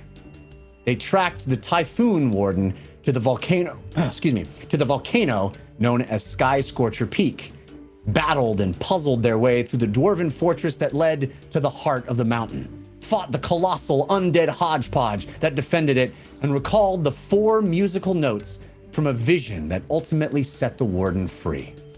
And then, finally, they stood face to face with the wizard that they had been tracking for so long, the Ashen Mage. She and her team were responsible for kidnapping the wardens and using their energies to create a massive army of undead. She had made an alliance with the dragons, and she had somehow extracted the motes of power that had created the wardens, wielding them as her own. She froze the team in place and made Fahima a terrible offer. Standing there in the courtyard of a castle atop a volcano, unable to move, the team was forced to watch as the 2 wardens they had saved, the Storm Warden and the Inferno Warden, fought in vain against the combined might of thousands of writhing hodgepodges and dozens of flying dragons. A titanic battle being waged as they stood motionless, helpless in the Ashen Mage's sway. And then, as she calmly persuaded Fahima Tig to switch sides. The mad scientist Fardinald Urtenfurt, the leader of the sea, Jan Mo, and the con artist, the scoundrel, the great tiefling rogue, Vic. Vic, a woman Civ had grown up with, had loved, had shared dreams of a life as a master thief, was the same woman who conspired with the Ashen Mage to steal the wardens and to steal back information that was lost. She had convinced Civ to do terrible things in the past, and she stood there hoping to convince him to do another, to join her on her quest to steal it all. But the Ashen Mage was only interested in Fahima.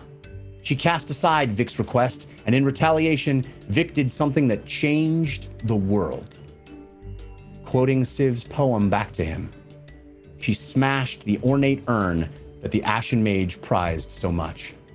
She shattered it, unleashing an incredible amount of energy. As it broke apart, the blast reverberated through the armies of hodgepodges, knocking the dragons from the sky and spreading far down the Nelrim mountain range and out across the entire continent. Protected from the immense explosion by their stasis, the 4 Heroes of Bingle could only watch as their former teammate disappeared through a portal with the Ashen Mage, and Vic's body was propelled thousands of feet through the air. Her last words still ringing in their ears: "Find the grave of Nonezaron." That's when the ground beneath them began to rumble and shake, and the volcano erupted. That is where we will pick up this week with our 4 Heroes of Bingle. Hello, folks. Four doesn't have the right ring. I agree. Hey. Jeff, you have no idea the kind of anxious energy that's been going on over here. I apologize. Well, pacing my apartment for like the last 2 hours. Well, I'm glad to be back with you, Heroes of Bingle. Let us pick up right where we left off. The volcano is erupting underneath you. Everything shakes and moves. Large plumes of molten lava explode up and out of the hole you arrived out of, landing mere feet away from you, searing the ground. You hear it hiss and char, your nostrils full of the stench of burning. Everything is catching fire. This entire complex, this entire castle, tall flames licking up and out of the structures all around you, literally combusting from the lava erupting underneath. This castle was built, situated on the apex of a volcano. It rests on dirt and ground that precariously plugged the hole at the top of Skyscorcher Peak. Gaps in the ground around the periphery vented the steam and smoke that would churn out of the volcano that propelled the turbines constructed below. But now, the entire area around the castle, all of those gaps, are absolutely billowing with thick walls of smoke. You can feel the ground under your feet heating up as it is bombarded with the lava explosion happening underneath it. You're not entirely certain how long the very ground you're standing on will last. Are we still in stasis? No, the explosion, such as it was, knocked you out of that stasis state. It's actually, that's what saved your hide, saved you from being thrown like Vic was, or worse. But it did knock you out of that stasis, and you are all now rumbling, volcanoes erupting, and actually, maybe we should go to the map room and take a look exactly at what's going on right now. So, Oh my gosh. we have fires erupting all over the place inside the castle. Am I looking at the right thing here? I'm just Have anything panning yet? down through some stained glass. Yeah. Oh Fire. God! There. Oh my God! Okay, this is worse than I thought. This is literally the "this is fine" meme. Yeah, literally. I was just about to say that. I was about to say, like, everything's on fire, and now so is our fantasy world. Great. Sorry, I don't mean to imitate life. No. I apologize. As the meme says, this is fine. This is fine.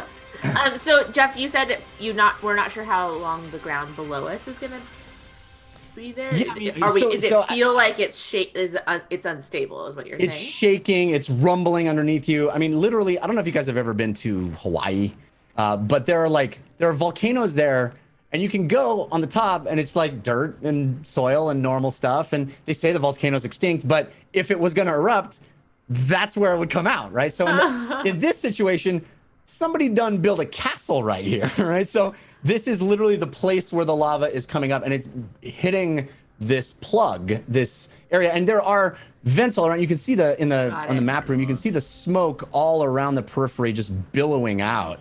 But there is going to be a point. It is catching fire literally from being heated by lava hitting it from underneath. So at a certain point, it's fair to assume that all of this is going up. It's just a matter of time. So why don't we all roll initiative? And I somehow am not seeing the correct link for the map room. Hang on. I'm already done with my gummy bears. Already done with my gummy bears. That seems like bad gummy bear planning on your part. Here. Oh yes, this is my fault, Jeff. This is my fault. Ow. I mean, if the gummy bear fits. Eat it. That's absolutely what I'm doing, yes. That's the whole problem, isn't it? Yeah, the whole Oh, problem. all right, there. Now I got it. Okay. All right. So you can see yourself. So that hole behind you is where you guys came up out of. It leads back down into the volcano. There was that dramatic exit route with the chain that pulled you up. And you kind of were deposited there. Those steps in front of you lead up to sort of a main section of the castle where the Ashen Mage had stepped out of, where Ertenford stepped out of, where you had that whole conversation last week at the end of the episode. Yeah. And, last week it wasn't on fire. So it's a little different now. But let's do our initiative. Hang on. Okay. I'm scared. Okay. Yeah, you should be. Okay. Thank you for those. Jeff, just to clarify, so comforting. Yeah. we leveled, right? You leveled. Yes, You are we all did. level 9s now. That's correct. Okay, so we are active now. Do we have abilities and things that came with level 9? Yes, unless there, is RP reasons why you might not. I think Okay. I'll trust you great. to determine that. Perfect. My spell slots are gone, so Yeah. All right. There's so, half of the things I can use, the other half I won't until we have the rest. So, Civ, what did you roll for? Oh, I'm sorry. We have some advantages and Yes, please. disadvantages. You have advantage from the Raven Queen, Civ. James, you have advantage from El Gordes. Thank you. Ugo, you have advantage from Fallstar, and Lily, you have advantage from Corn Unicorn, countered by Katrin. Oh, guess what? What? Guess what? What? Force of good. There are some cards that have unlocked. Oh, okay. They unlocked during the first half of the show, but they unlocked while I was somebody was playing who doesn't have the amulet. Oh. So, because you have the amulet, you are the Heroes of Bingle with the amulet, and she is no longer in the party. Don't The force say it of like that. Force of good cards, 2 already have been unlocked. Wow, So, wow. Let's deal with that as well before we even get to initiative. The first, it was submitted by Kaibuk. It is called a toast. What once was 5 is now 4. A friend, a confidant, a sister no longer with you. The remaining members of the party find a glass filled with the drink of their choice in their hand for a toast to their missing member. The 4 who drink this toast can re-roll any 1 dice that rolled a 5 or less. Okay. Wow. Y'all are breaking my heart already. That's like a nice card that also pierces to the core. Yeah. Right? All right, the second Force of Good card is called Shoth Forgot. It's submitted by Dude the Man. Dude the Man writes, people on the material plane all look the same, and Shoth Forgot has forgotten which one of you is James. What? During the next combat, any party member may use a single Eldritch Blast as an action, along with any modifiers James has gained as a class feature. Oh, nice. All right. All right. Sneak attack Eldritch Blast. Oh, wow. There you go. Rage Eldritch Blast. Nice Eldritch Blast. Just a very nice Eldritch Blast. All right, so Civ, what was your initiative? 18. And James Nat 20 for a 22. and Ugo 23. and Lily. 14. All right. So we will go Ugo, James, Civ, Lily. Great. And as you find yourself, freed from this stasis that you've had, this electricity that was kind of holding you in place and causing you to be unable to move, as you find yourself kind of jarred and falling out of that, you see, stumbling out of the building ahead of you, a hodgepodge. Oh my God. It's Jeffrey. one of the smaller ones, but it stumbles out as this building is in flames. So it comes sort of right at the top of those stairs, standing there. So let me roll for the hodgepodge. Oh my God. Okay, it doesn't look super small. Nope. By the way, they made that custom model of like all these body parts all squished together. It's pretty incredible. It's insane. It looks like a hodgepodge that's been lifting. Like he's got a little, He skips leg day though, you can tell. The bro hodgepodge. Yeah. Yeah. I just like to do arms. Arms I'm gonna and blast chest. my lats. All right, so But we- I hope his legs are also just arms. look at this guy. Look at him. Oh Look at gosh. him. He's like, Okay, how can much we you s- bench? Can we stop with Hey, the bro. eyeballs in the belly region? 'Cause I Look at the really eyeball in the don't like- That's amazing. Yeah, this is all. The This is custom. tentacles coming out of the elbow, that doesn't bother you, but the eyeball and the belly. No, it's because Lily would be eye to eye with that. Yeah, exactly. It's so true. For once, she sees eye to eye with a monster, and it's Yeah. not good. All right, so Ugo, you're up. Ugo's jarred, but he doesn't rage. Oh, all right. He Calmly calmly assesses the assassin. he looks around and he stares at James.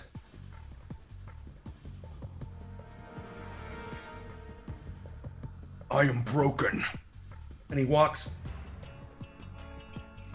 to the hodgepodge. And as he walks, he says,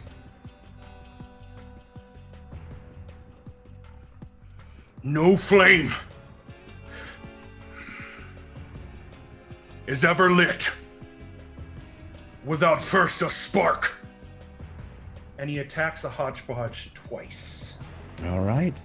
So you have advantage on the first attack from the Carson.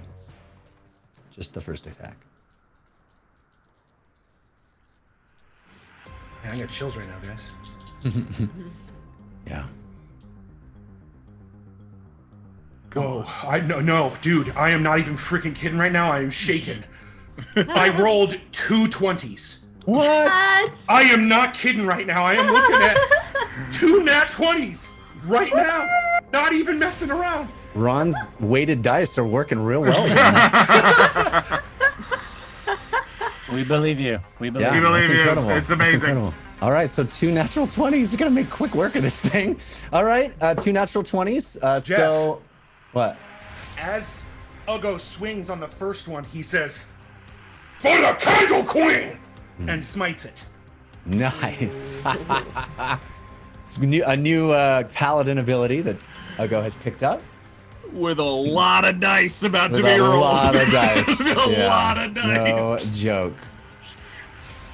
All right.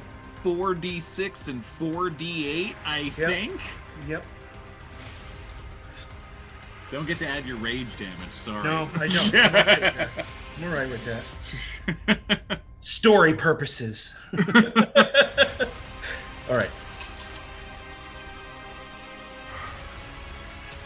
And, just so all of you out there, I'm also a great weapon master now, so I get to reroll 1 and 2s. Ooh. Which I only roll for. For those of you playing at home. For those of you playing at home, yes. Right, so. 11.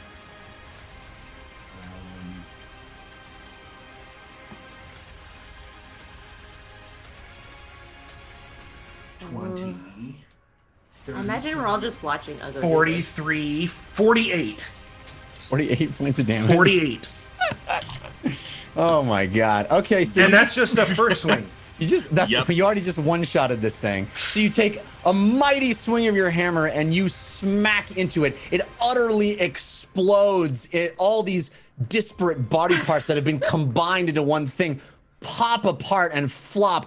There is one that lands on the ground and seems to sort of animate and become a moving little bit. But you That second swing. Yeah, you take the second swing. Yep. And this one, and Ugo says, "This one's for Fahima!" Amazing. Wow. And now I will rage. There it is. Look at it. Look. They made a little man. bit. Oh, Look at the gross. bit. No, Little arm. no. It's a little Disgusting. arm bit that pops Ew, out. Thank it's you. like a Still little tries- finger. Nope. It's like. Honestly, if Fahima was here, we'd have to keep that. Yeah. that's- and name it. Yeah. That's my turn. Wait, did you hit What? it? How many? What? Oh, you want to hit the second one? Oh, yeah. I Didn't thought you realize it did. had hit points. Didn't Oh, realize it has hit points. Yeah. I mean, not well, very then many. I'll- You're gonna Look you're at gonna it. Look squish how alive it is. Oh my gosh. It really wants to get you, but man, Ugo not happy. Not a happy. I want to no. see what's happening in the map room for it to do that. Yeah, Amanda is. 22. Is that to hit or that the hit points? Well, the second one's. Oh, yeah, I got to roll. No, that was a hit point. I need to roll. I need to roll to hit the thing. We're shaking. We're For shaking. Sure. I'm shaking right now. I'm very shaken. Advantage or disadvantages? You have none. No. Straight roll. Then it's an 18 to hit. Oh yeah, that hits. Okay, so then it's 22. Yeah. So your maul, you just walk up calmly. The light, this warm, golden, almost candlelight, swarms around your maul, and you swing it with an incredible thrust of your arms across and just connect with this hodgepodge, exploding into little bits. And another one, a little bit of it, an arm lands on the ground, and you continue that swing into a second smash coming down on it, squishing it like stepping on a bug beneath your shoe. completely obliterating this thing. So does that complete your turn? It's so cool until it makes that noise to die. I like the sound effects. And that is the moment in which Uggo will rage. Now that he's killed both of them without anger, it's okay to rage now. All right. All right. So James, you're up.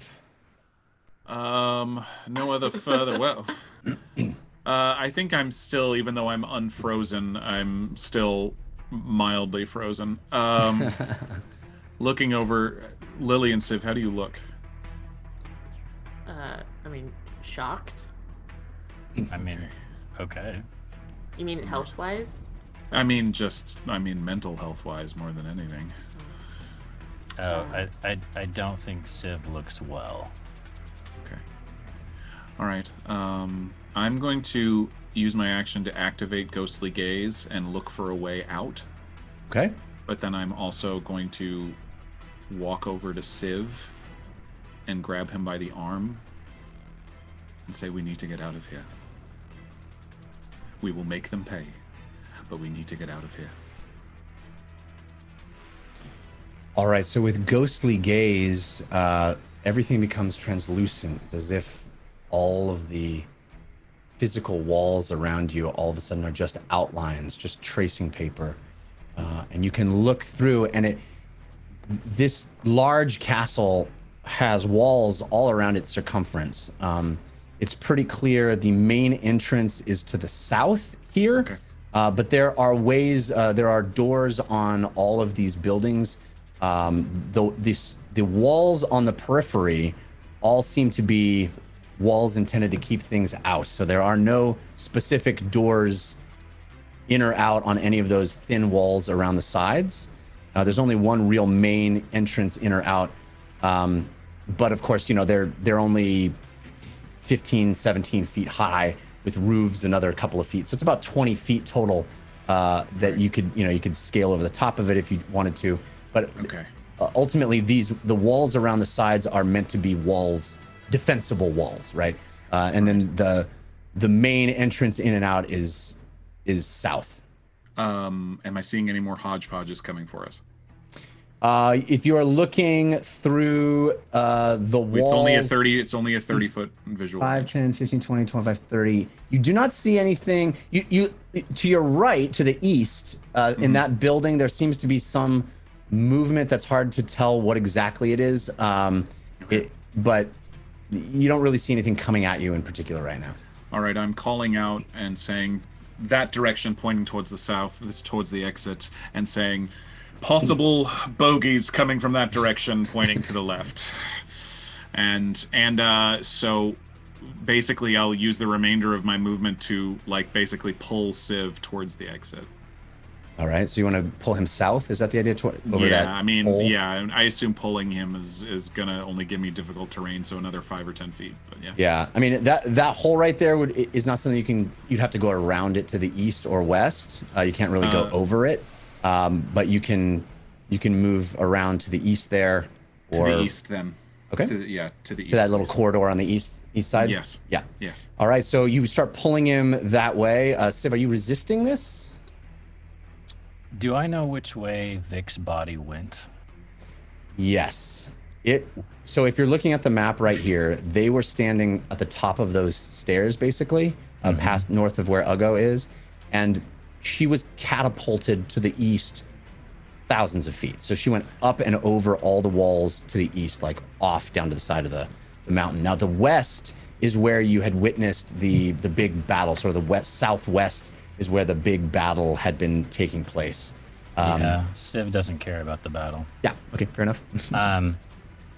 If he is pulling me away from the direction that Vic's body went, I would resist. Okay. I'm kind of pulling you in that direction. I'm pulling you towards the exit, towards the east. So okay. Yeah. All right, so you pull him about 5 feet, and both of you feel the heat of the flames. You feel heat underneath you, the ground rumbling and moving, and you feel the heat of the flames of this burning building behind you to your right, to the south. James, that completes your turn? Yes. Okay, Civ, you're up. And then Lily. I'm sorry, my friend. I need to find her. And then I bolt my legs just kick in and I run. All right. So are you just going east, or are you going to try to go south to get out the? I mean, you can climb. So I am not affected by terrain right now. I'm gonna run, jump, flip, climb. Like nothing means anything to me right now. If I have to go through flames, I run through flames. All right. So going directly east, I'll definitely use my racial ability to double my move. All right. So 5, 10, 15, 20, 25, 30, 35, 40, 45, 50. 50 feet just to get to the other side of this building that's straight in front of you to the east, but you have to go up, 20 feet. Sure. So that's 70.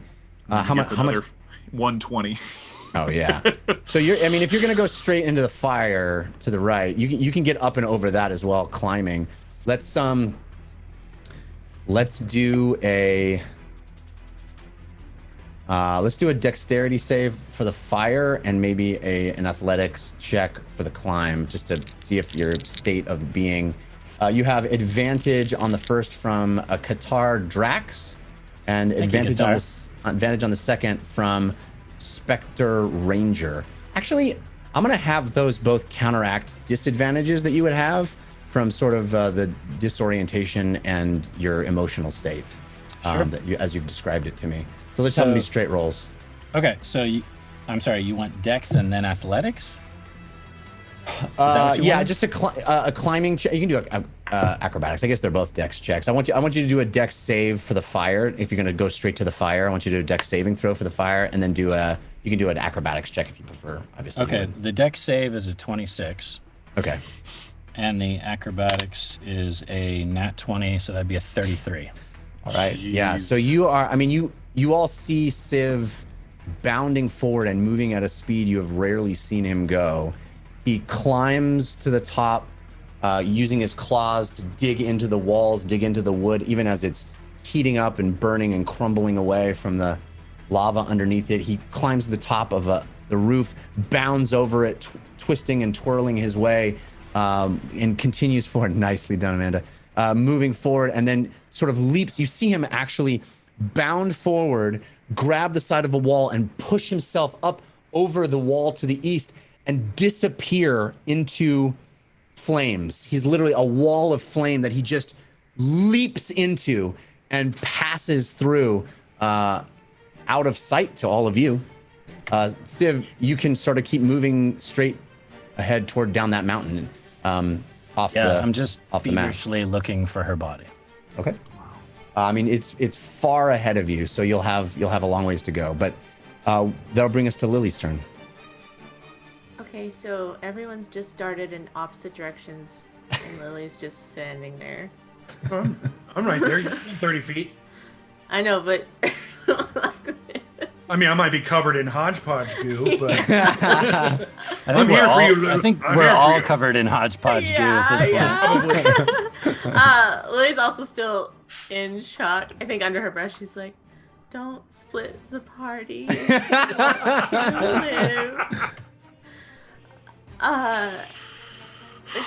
I see Civ run, but there's clearly nothing I can do. My movement's the slowest. Is the thing that Uggo is fighting, did you say it's fully dead, or is it still? It's dead. Yeah, he destroyed it. Big time. Uggo, do you look hurt? Not at all. Not at all? Oh, no, yes, I do. I remember. Yes, sorry. Yes, I look... Yes, I'm very hurt, yes. Okay, because I remember that from last time. You can't tell, though, because I like the idea to think I'm just eyeballs and goo. That's pretty much all I am.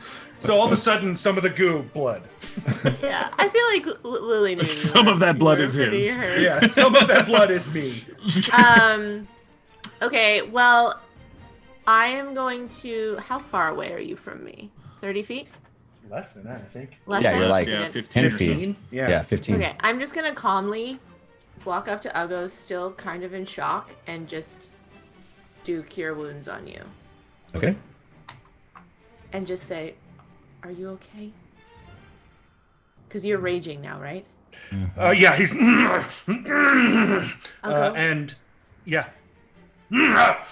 All right, so... I'm sorry, go ahead. Hey. We need to all calm down. And I know that's hard for me to say that because it's hard to do that right now, but Civ ran away and James looks upset and you seem upset and I'm upset. My And Fahima's anger is gone. focused. And then I'll just do Cure Wounds on you. Thank you, Lily. High level. Heal. All right. So, oh my gosh, that was There's the wrong. healing happening in the map room. Pretty cool. 12 points. 12 points of I healing for you, rolled Uggo. bad. I'm shook. I'm shook. All right, so it's top of the round. The three of you that are still on the volcano proper. I mean, I guess, Civ, you're still running down the side of the mountain there as fast as you possibly can. But the three of you need to roll me dexterity saving throws. James, you have advantage from 2-0 Mask. Lily, you have 2-0 advantage from Mask. Lily Dumblestuck Fan. Uggo, yours is a straight roll. I have advantage from Barbarian. Agent. Okay. 11. All right. Just James reverting to his old ways. Yeah. Oh my. 17. Lily? I rolled a nat 1. All right, so the ground shakes and rumbles. James, you kind of stumble almost down to a knee, and you stand back up. Lily, you are shaken, moving. You fall prone, and a bit of falling, exploding lava that comes up and out of the hole there lands on you. Jeff, Yeah. Jeff, since she was touching me and curing me, can I swap my dexterity save for hers? Why would you be Big able to do rock coming. Well, just because she's raging in the abilities. I mean, I can just reduce the damage if you'd like. that? Since I'm raging and I have a reaction. Because of your rage ability. Yes, yes. Um, Otherwise, I wouldn't ask. you can reduce fire damage. I guess you can. I can reduce any damage that she takes. All right. Yeah, I'll allow that. Okay. I mean, it Or at was. least just to reduce it with your spirit shield. Yeah, I can just reduce it with the spirit shield if that's It's easier. 27 points of damage. So. Okay, so then I'll reduce it by 11. Okay. Woof. Yeah. 5 and a 6. 16. Still. Woof. Yeah. So Lily, you are on the ground, and I mean, it's raining. It's smoke is billowing up. The whole place is shaking and rumbling. You feel the ground hot and moving underneath your feet. This place is going up in flames and fire. You see, awesome in the map room, fire shooting everywhere. You see lava explode up out of the hole that you came up out of, and it lands, searing you, burning you. Uggo, you manage to move her slightly so she doesn't get the full brunt of it, but she still takes an incredible amount of damage. You feel it burning, searing into you, even penetrating your lava hide, burning you underneath. So we are at the top of the round. Oh, one more thing happens. Out of the building directly in front of James, which is the east building, a little clockwork robot pops out, and you see it kind of emerge from a door. There it is. I love this robot model they came up with. And you see it squat down and start to go beep beep beep beep beep beep beep beep beep beep beep beep beep beep beep. Bad, that's bad, that's bad, that's bad! Yep. Wow. It's got blades for arms. Gosh. Not All your right. standard issue robot. Standard issue robot. All right, so Uggo, you're up. I'll go. Lily, it's time to get out of here. And he picks her up, Okay. puts her in the saddle. Unless Lily, Unless- you'd like yeah, to unless resist she that. insists. No, I think I'm fine with that. Okay. Uggo is then going to look at James and say, "There's nothing we can do to stop him. Let him be an idiot." And runs towards James. So do we see? You could go to the west side of the hill, or of the hole. We're You trying may to go not be east, able though, to see. right? You may You said not. we're just You going east. from your current angle may not be Right. able to see the robot. Right. That's Yeah, I fine. would But say you you don't might have be able line of to hear sight the to the beep. robot, and the beeping is loud to you, James. But there's also like crackling, burning A lot fire, of other stuff. rumbling, yeah, explosions. You know, it's an exploding volcano, or erupting volcano underneath you. And okay, so we're trying, James. We're trying to go east. We're trying to go that way. We're trying to go south. The exit is south. Oh, It's the I only. thought he Unless went- we're going to climb through fire, the door out of here is south. So he didn't even go the right direction away. Correct. And run south.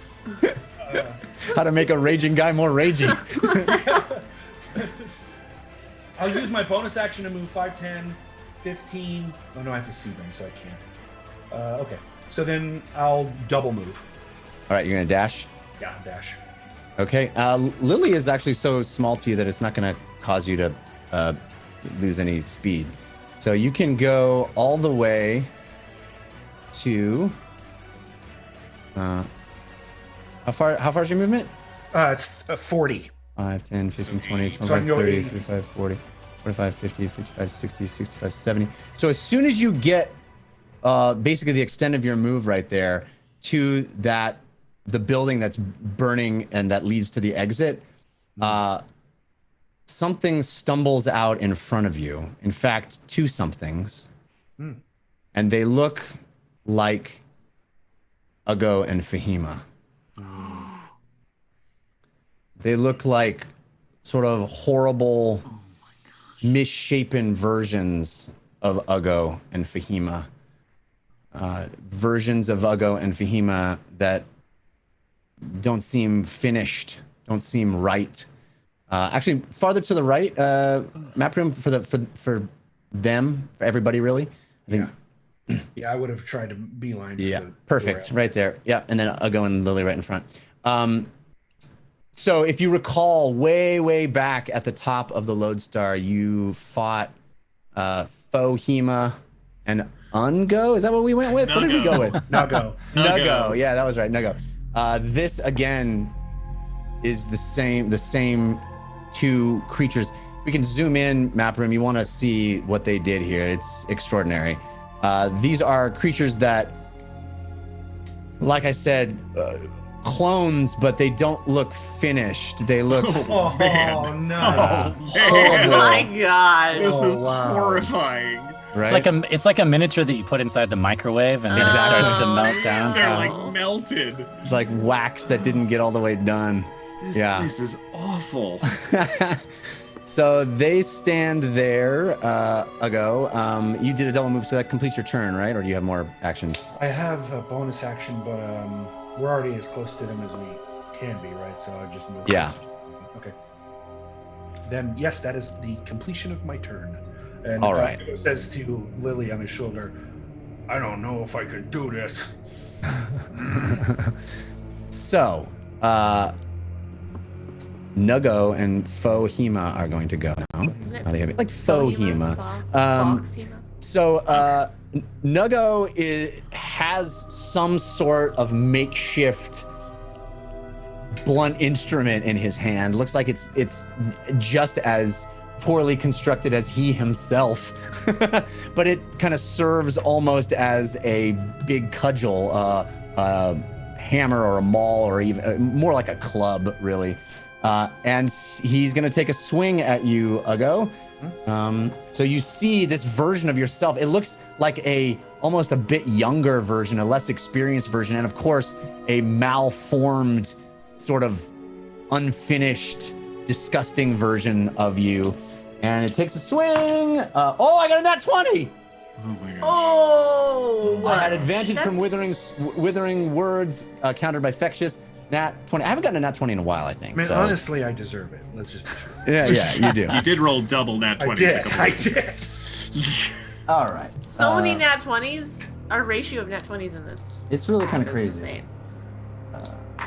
So that is 7 plus 4 is 11 plus 3 is 14 points of bludgeoning damage. Reduced.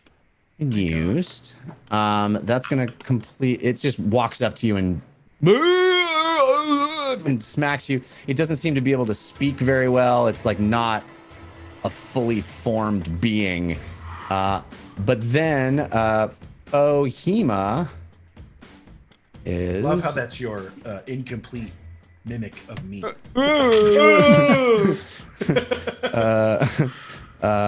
Is going to cast Firebolt, and she is Better firebolt than fireball. Yeah. I have disadvantage from Fectious this time, so that's probably already a miss. 6 and a 7, so I'm sure those both miss, right? You were targeting me again? Yeah. Yeah, those miss for sure. Okay, so she sort of, you see this thing, and it's not very good version of Fahima. It kind of spins even around, and then you see magical energy conjure, and it casts a fireball, but it just goes firing off into the sky, just wildly off target. But she's kind of looking around all haphazardly, and it's this thing that shouldn't quite be yet. It's not a fully baked clone, but it stands there in front of you, and we are up to James's turn. What is this? I see obviously there's this small, like, outposty looking building to my south that's on fire. Yeah. What is it? Can I run through it? It is fully burning from the bottom up, so you could attempt to run through it. It'll need a pretty big dex save to not get burned, but yeah. I either see that or running the long way or running towards the explosion, so I will do Correct. that. All right. I will literally see this thing about to blow up in front of me, and then jump to the right and try to head directly south. Okay, so you have advantage from Funky G Macman on your dexterity saving throw. 11. Now you are going to take. You run into the flames, smoke immediately into your lungs, coughing, and you feel the flames start burning. You luckily have the lava hide on, but even so, you feel it singeing your face, burning your skin, and you take. Oh, that's not too bad. You take 11 points of damage. Ouch. Okay. And I need to roll concentration because I am keeping Ghostly Gaze running, and I have auto advantage on that. Oh, right. Okay. And wow, nope. Ghostly Gaze is gone. I am rolling terribly to start. Were you within 30 feet? Of him? Of you? Yes. I don't know. I don't 5, know. 10, 15, 20, like 25, 30. No, he was not. Okay. Okay. Half so the now party's rolling really, really well, and half is not.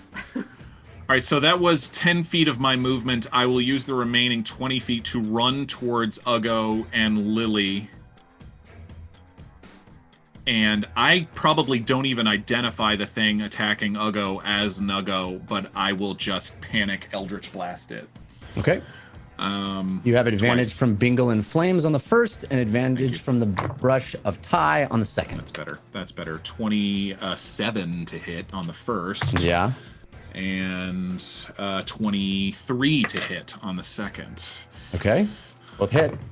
That is 8. 16 points of damage. You absolutely blow this thing away. It's and you conjure these purple bolts. They come shooting out with force energy. Yeah, knocking it completely backwards. It lands and it kind of expires. It should not be. This thing is barely held together with, shoe polish and bubble gum, and it just sort of like ends up as a smear on the ground, a sort of bubbling mass of unbaked being. And does that complete your turn? Or no, you have one more, right? No, that was both. That was both. Yeah. Okay. Yes, so yeah. All right, so Civ, you are still running through the...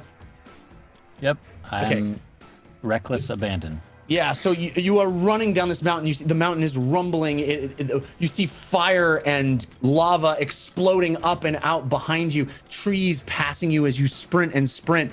You can use your action to roll me an investigation check if you like. Sure.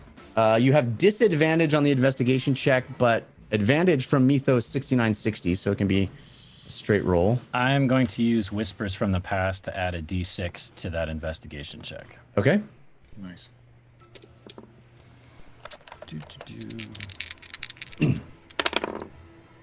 Yikes. 12? Yeah, I mean, you're moving at such speeds, it's hard to tell, but you definitely are confident that she went this way. You're nowhere near where you would have guessed she would landed based on her trajectory and speed and the, the velocity at which she was knocked.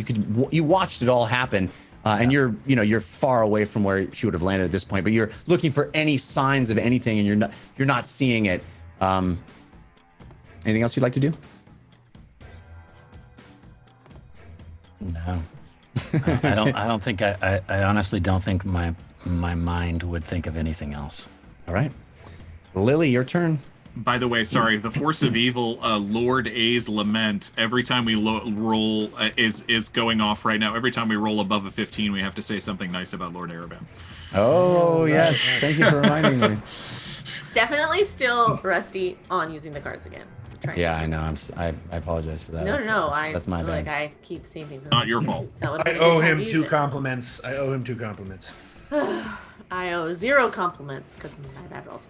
Okay, well, Lily, it's my turn, right? Yes. Okay, Lily is very triggered by Fahima. Fahima.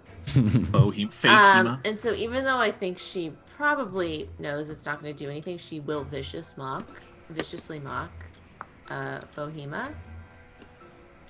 Okay. So I don't know what she's considered. She's actually considered a monstrosity. Because I think I did it last time, and it. Yeah, you can do it. Okay, so I'm gonna viciously mock her. All right, and she rolls a Wisdom save. Very good. Let's see what Fahima's wisdom was back then. Oh, I only got an 11. You do not save. Okay, so Lily looks at. She's in the backpack and she's hurt because her arm's all burned up. She looks over and she sees this poor excuse of a Fahima, and she goes, "How dare you? How dare you? You will never be the real Fahima, and I understand why you would want to imitate her because she is amazing. So honestly, I get it. But no!" And then I viciously mock her. All right. And she takes 4 points of psychic damage. 4 points of psychic damage. You got it. Actually, that's a lot for little old Fahima. This was level 2 Fahima. So. For half-baked Fahima. Yeah. She literally does look half baked. It's amazing. All right. I assume the robot has blown up by now, by the way. The robot blows up right now. It is its turn, and it explodes right now. So you can hear it go behind you, James. You hear it go beep, beep, beep, beep, beep, beep. So this thing explodes behind you. There we go. Cool explosion, Mavrin. Thank you very much. And we are up to Ugo's turn. Ugo says, as Lily is mocking this thing. Oh, I'm sorry. Top of the round, we need. Sorry, don't interrupt you, Ron. Nope, we need dexterity saving throws from everybody as well. Ooh. Sorry about that. Come on. James, you have advantage from Down to Clown. Ugo, you have advantage from Fall Star. Lily, you have advantage from J Freak. Woo. Civ, you have advantage from PL23. Thank you. 11 Thanks, everyone. again. Oh my gosh. Lord Airban has beautiful tentacles. 19. All right. I have nothing to say about Lord Airban. Nor I. Where is it? 18. All right. Civ, you're unaffected. James, you are again knocked to a knee, trying to maintain your balance as this whole place is rumbling. You see bits of the ground start to bubble and churn and break apart, lava erupting from underneath. It looks like this is not going to last much longer here. I got a 14. Okay, you're all right, but again, you're unsteady. The world moving. I'm also in the underneath your feet. backpack, so I don't know how. Oh yeah. Okay, yeah, that's fine. Oh, look at that! Wow. That is amazing. Incredible. It's like classic Thank you, Star Trek. So good. Whoa! All right, sorry, Ugo, you were saying. I apologize. Yes, I was saying that Lord Ereban's skin is as soft as a newborn tadpole's posterior. Aww. His ASSS party sounds like the event of the year, and I can't wait to go. And also, his voice sounds like literal butter. There, I'm done. I got all the ones that I owed you. You're caught up. You're caught up. I'm caught up. Oh, 3 hot compliments. And Ugo says, yeah, and I know this word because of the real Fahima. Ditto to what she said. And then smacks Fahima once with the hammer. All right. Okay, you have a straight roll for as far as I'm concerned. Okay.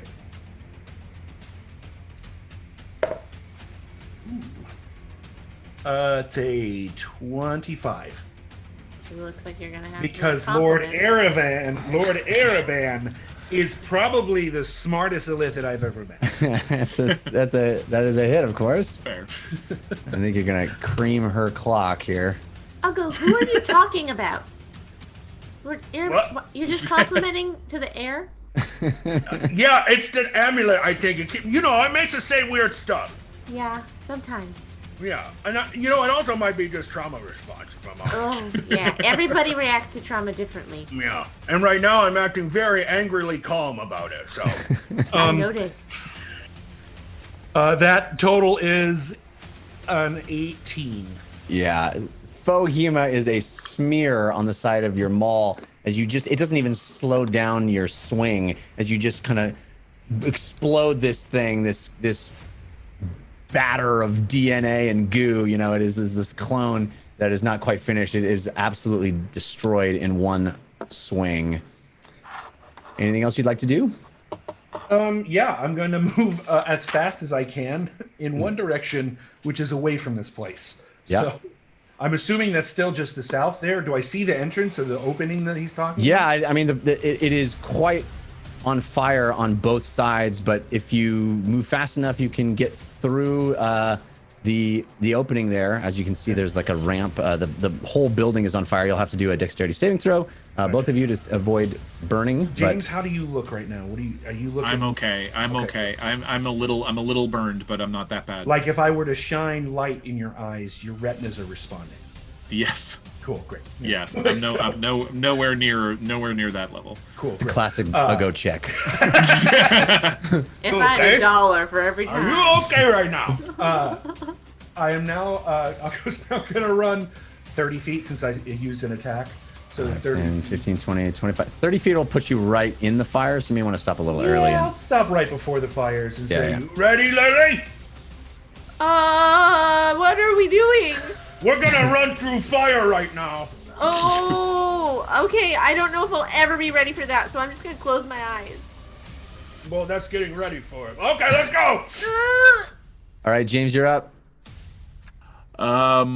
The door that those two clones came through, there's nothing visible really or anything. It's like No, they kind of stumbled out of this burning building as the other things had as well. I mean, everything that is still moving in any of the parts of these things are trying to escape just like you, and those seem to have at least that much of an instinct in them to try. all right, with one eye on the form of Fahima that Ugo has just destroyed, I'm going to use my action to dash and run all the way towards the exit, which should get me right on the other side of it, the 60 feet. Okay, roll me that dexterity saving throw one more time. You have advantage from Armando 89. Thank you, Armando. Yes, that's an 18, and Lord Araban's skin is the color of violets in the spring.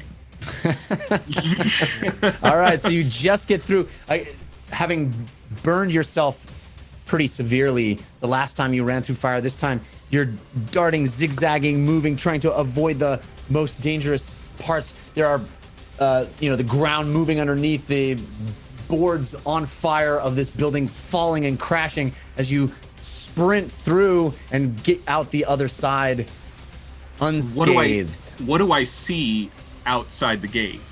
There is a path down, literally down the mountain. It'll lead all the way down the face of Skyscorcher Peak. So, and you said the battle with the wardens and the dragons and the hodgepodges was to the southwest. So that is still in my vision. Well, it would be it's far to the southwest. Okay. Yes, so it would be off to your right.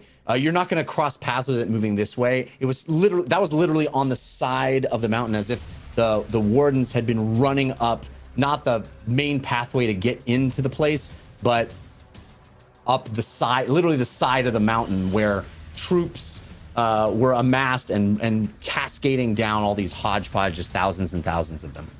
Okay. So if you look, I mean, you can, on your next turn, you can roll a perception check if you want to look down there and try to make out what's happening down there. Okay. Yeah, that's my turn. Okay. Civ, you're still running? Yeah, I have a new ability called Second Wind as a fighter. Okay. Can I forego? Somebody took a level of fighter. What? Surprise, surprise. What? It's the first I've heard of this. I know. I didn't want you guys to know until now. And Jessica still doesn't know, so I would like to forego that ability and use it in the classic sense of the word, to where, in other words, it doesn't give me hit points, but it actually kind of brings my stamina back so that I can continue running as fast as I've been running without having to slow down or stop. Yeah, I think that's fair. I love the idea. And, you know, you're just breakneck speed, running like a cat from fire, running like a cat, crazed and bounding across over this landscape. There's a steep incline. There's trees all around, rocks. This is the side of a mountain that you are moving down at a pretty intense. You actually just gave me incline. a great idea. Can I crest one of these outcroppings or trees or whatever and look down and try to find it from up above? In Sure. other words, you know, roll spot me. it. Yeah, roll me a perception check. You have advantage from Diana of the Night. Thank you, Diana.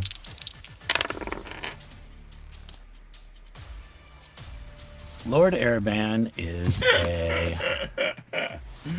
a giggle mug, a lily lang tree, a Sheba, a belly bone, a pop lolly, a peerless paramour, a true penny, Save a it, wag, save it. a fairhead, a bricky. I'm getting it out of the way now. A pippin, a blepharon.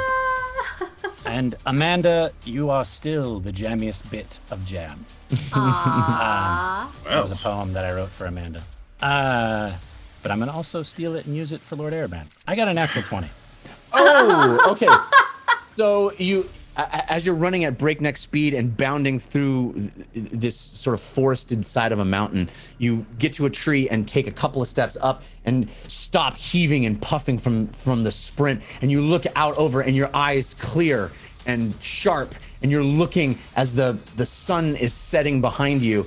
It is getting dark, but your dark vision pierces even that sort of dusk that's happening, and you see far out ahead of you a clear path where something seems to have broken branches and, you know, trees. There's like, you can see, you don't see anything on the ground in particular, but you definitely see it looks like something busted through, breaking branches as it was flung this direction. Yeah, I run that way. Okay. Lily, your turn. I'm in the backpack and we're about to run through fire, so I don't think I can really do much other. All right, you want to ready anything? Ready a heal or anything? Yeah, I mean, I'm gonna ready cure wounds. I have my hands on Ugo, so I'm ready to like Yeah. heal him. But Gotcha. yeah, I don't think I can really do much prior to All right. jumping through the fire. Ugo, you're up. Roll me. Actually, you and Lily roll me those dexterity saving throws. Yours is a straight roll. Lily's has advantage from Calcaneus. Ooh, thank you, Calpania. Okay. Roses are red, Ereban is purple. I've got 2 words for you, friend. Purple nurple. Oh. Is that a compliment? It is. In Illithid, I taught that is him the something highest. new. Yeah, Taught him something new. Got it. You know the crazy thing about Lord Airban is he has this infectious personality, and he'll never tell you this, but he gets invited to so many holiday parties. Just pretends he doesn't receive those invitations because he couldn't possibly attend them all. Yeah. People love him. I got a 17. So you guys are getting schooled in the art of compliments right now by one Katie I Michaels. know. I thought you were gonna say Jared because I did a whole poem. Oh, that too. I stole that from All myself. right, so both of you rush through. You plagiarized yourself. I did. just as beams are falling and breaking on the ground, just as the roof is sort of collapsing on you, you move through this fire, joining James on the other side. Everybody huffing and puffing, and on the other side of the castle, the volcano itself is still shaking and rumbling, and who knows how far the lava will take you. But for now, you are all outside the castle walls. James, I can pick you up and go after Civ if you want. Where did he go? Some way that way. Why? James, what happened? I think he went after Vic. Oh.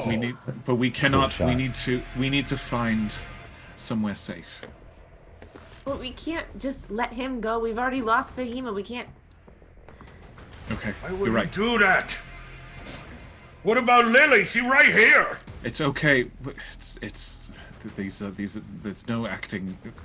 There is a lot at stake, and our connections. We can't just forget the people that we know. So come on, we need to go after him. You're right.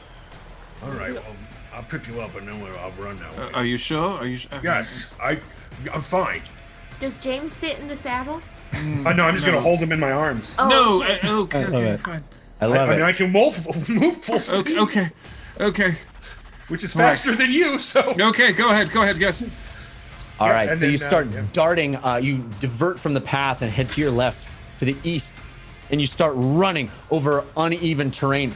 Even as the ground itself is shaking, lava exploding, fire. You hear things crashing and breaking as this castle itself is coming apart, is exploding in a fiery carnage. All of you rushing and running, or actually just Ugo running, as all of you are being carried by him. You're in the back saddle, Lily. If I can cure wounds great while this shot. is happening, Sure. yeah, on Yeah. Ugo, because I'm sure he's still. And the more whole hurt time than I mine. goes like, Civ! Amazing stuff, map room. We can leave the map room now. Amazing stuff as the team leaves the fire. What a great shot. The healing bolts through the fiery flames of the volcano erupting. Excellent work. Thank you. So Thank you, cool.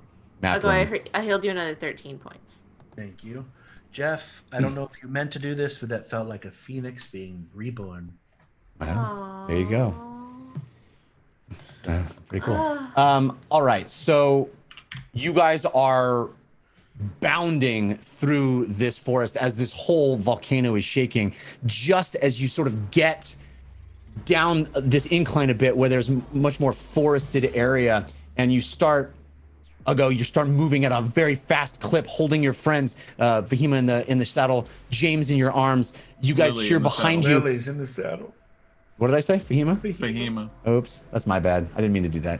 Okay. Sure. Lily's Breaking in the my saddle. heart, man. Fahima's never been in the saddle, so I don't know why I said It's true. you hear behind you this enormous crunch and crack sound, and Lily, you can turn in your seat and look back as you're bounding, and the entire castle collapses as liquid molten lava spews and bubbles out of the top, churning and moving, sort of consuming the entire structure as it rises up out of the hole at the top of the volcano. But you continue running, Ugo, and you Can I try to make an investigation check to point out which way Civ may have gone? Yes. Actually, roll me a survival check. James, you have advantage from Armando 89. Okay. That is a nat 20. Heyo. And Lord Araban's like he always looks moist and he's very hydrated. Yeah. All right, Both so it is copies. clear to you exactly which way Civ has gone. He has not, Civ very, very frequently covers his tracks, moves stealthily, is very aware of the evidence. Even when he's not actively stealthing, it's hard often to see tracks that Civ has left. Not this time. He is moving with wild abandon, and you can see it quite clearly, a path that has been moved through broken branches here and there, tufts of dirt where a paw print, a foot, a boot hit the ground and skidded a bit. You can make it out as you guys continue to follow this, James pointing to Ugo, guiding the way. I'll go that James, way. are you hurt? I'm kind of hurt. I'm not that bad. As we run, you gain 10 hit points. Oh, thank you. As I guess my hands get warm and heal you. As This is like we're like a well-oiled machine, just the three of us. It's like a heel train. I like the lay on hands as like a cradle. That's awesome. I will just say to you guys, no need to look back there, but the whole castle is gone, so we can just keep moving this way. Yeah, just keep looking forward, Lily. Yeah. Do you see the Typhoon Warden yet? I don't see. Do I? No. Okay. No. All right, so I like how lay on hands literally was laying on your hands. And when he did that, literal. James, he kind of whispers something to you and just says, "May the Candle Queen's warmth make you feel better." Thank you. You're welcome. I do feel better. Civ, it takes many minutes of you moving at a very high speed, but now that you have a specific location marked in your mind that you spotted from that high place, you arrive at this spot. It's pretty clear to you that something hit the trees here, came barreling through the sky, knocking into breaking branches as it came, hit a tree here, and it crunched and cracked even the whole trunk of the tree and landed on the ground. And as you arrive, heaving and huffing from that wild run, you see a body in a heap. And it's pretty well mangled.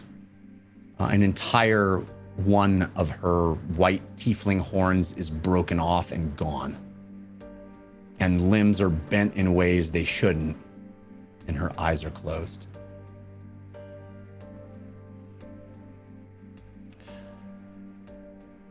I just let out all my air. And I walk up to her. And I kneel down. And I'm going to cradle her head. It is all right, my love. You don't have to fight anymore. It's over.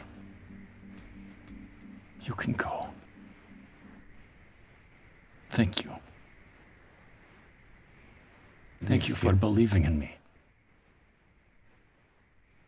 I am sorry I did not get the chance to say goodbye.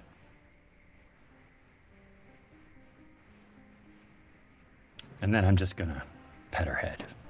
Yeah. You feel the jagged edges of a broken horn, blood matting in purple hair. Her body feels limp, and you can feel where bones should be, they are shattered. You hold her there. I'm eventually gonna take out a water skin and try to clean her face. And rub away the blood on her forehead and on her cheek and on her neck.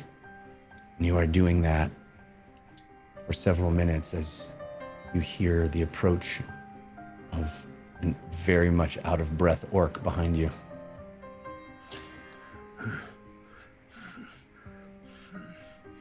Civ?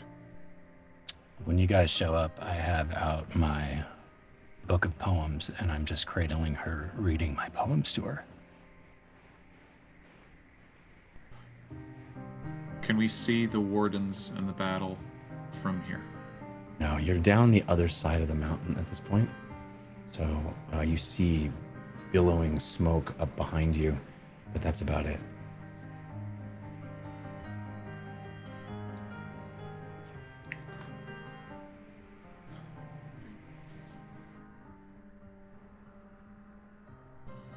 I think he might need a minute. I think we all need a minute.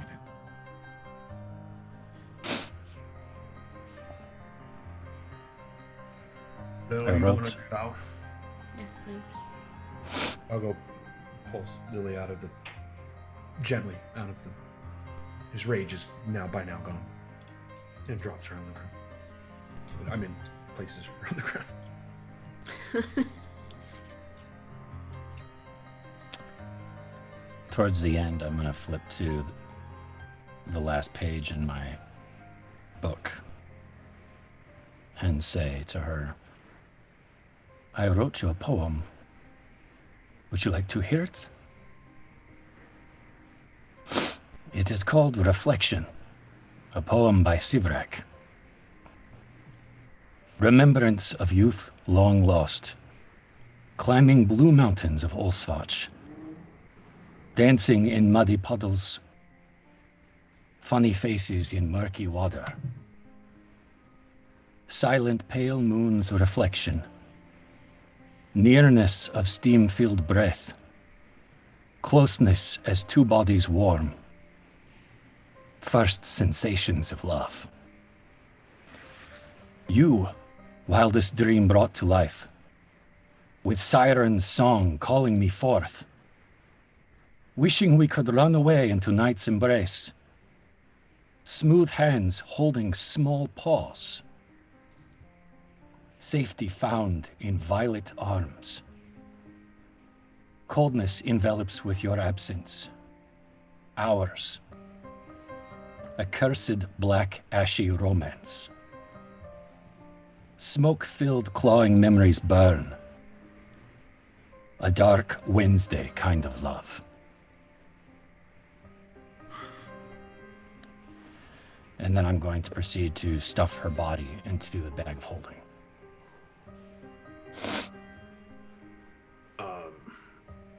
Siv. Shouldn't we bury her? No. I know where she needs to go. She needs to go home.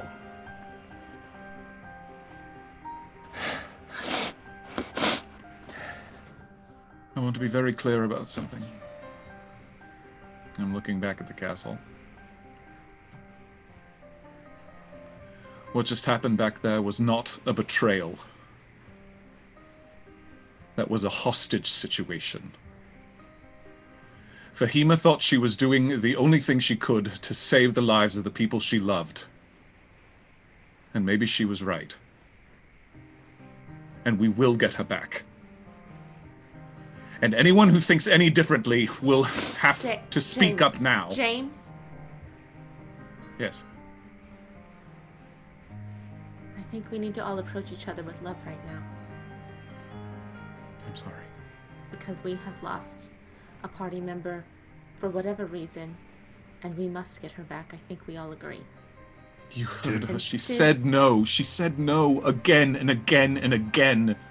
Yes, James. It was a complicated situation, and the Ashen Mage held the one thing that Fahima holds dear. More dear than us, more dear than anything, her father. And we cannot hold that against Fahima. No. She said no to power. She said yes to family. Fahima is good. She may yet kill us all. Stop saying that, Ugo, please. It is compliment! Not everyone sees it that way. Well, I am sorry. It is what I mean. I Perhaps there are better words. I will search for them. Please do.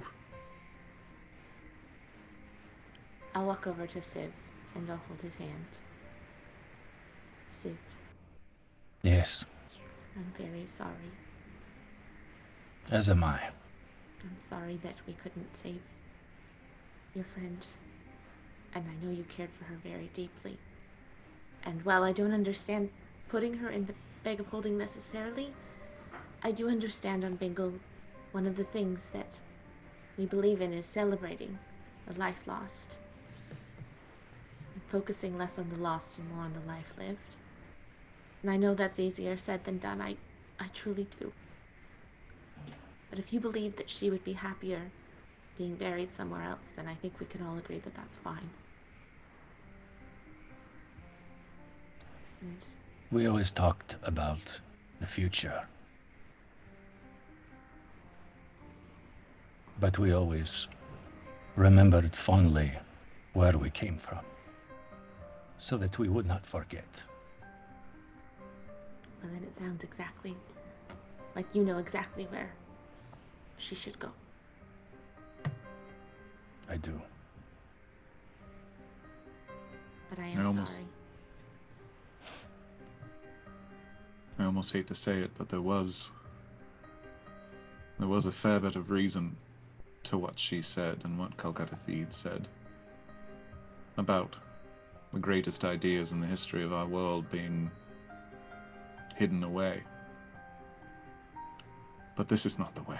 I think we all know that. Murdering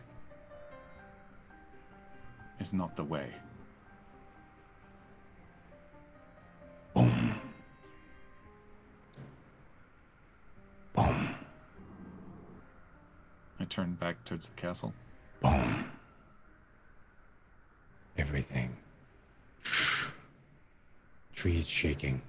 Boom. It's not west toward the castle. It's south.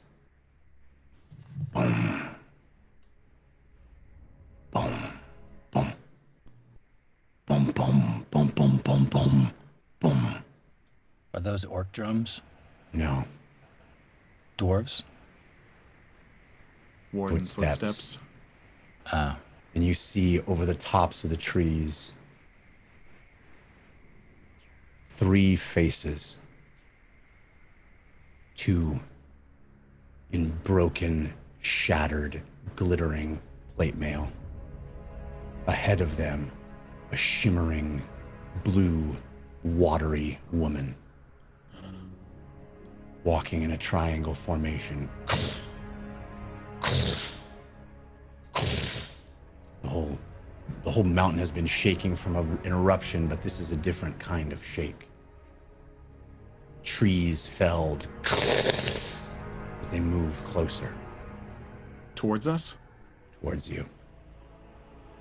You see, as they arrive near you, as the trees break and bend,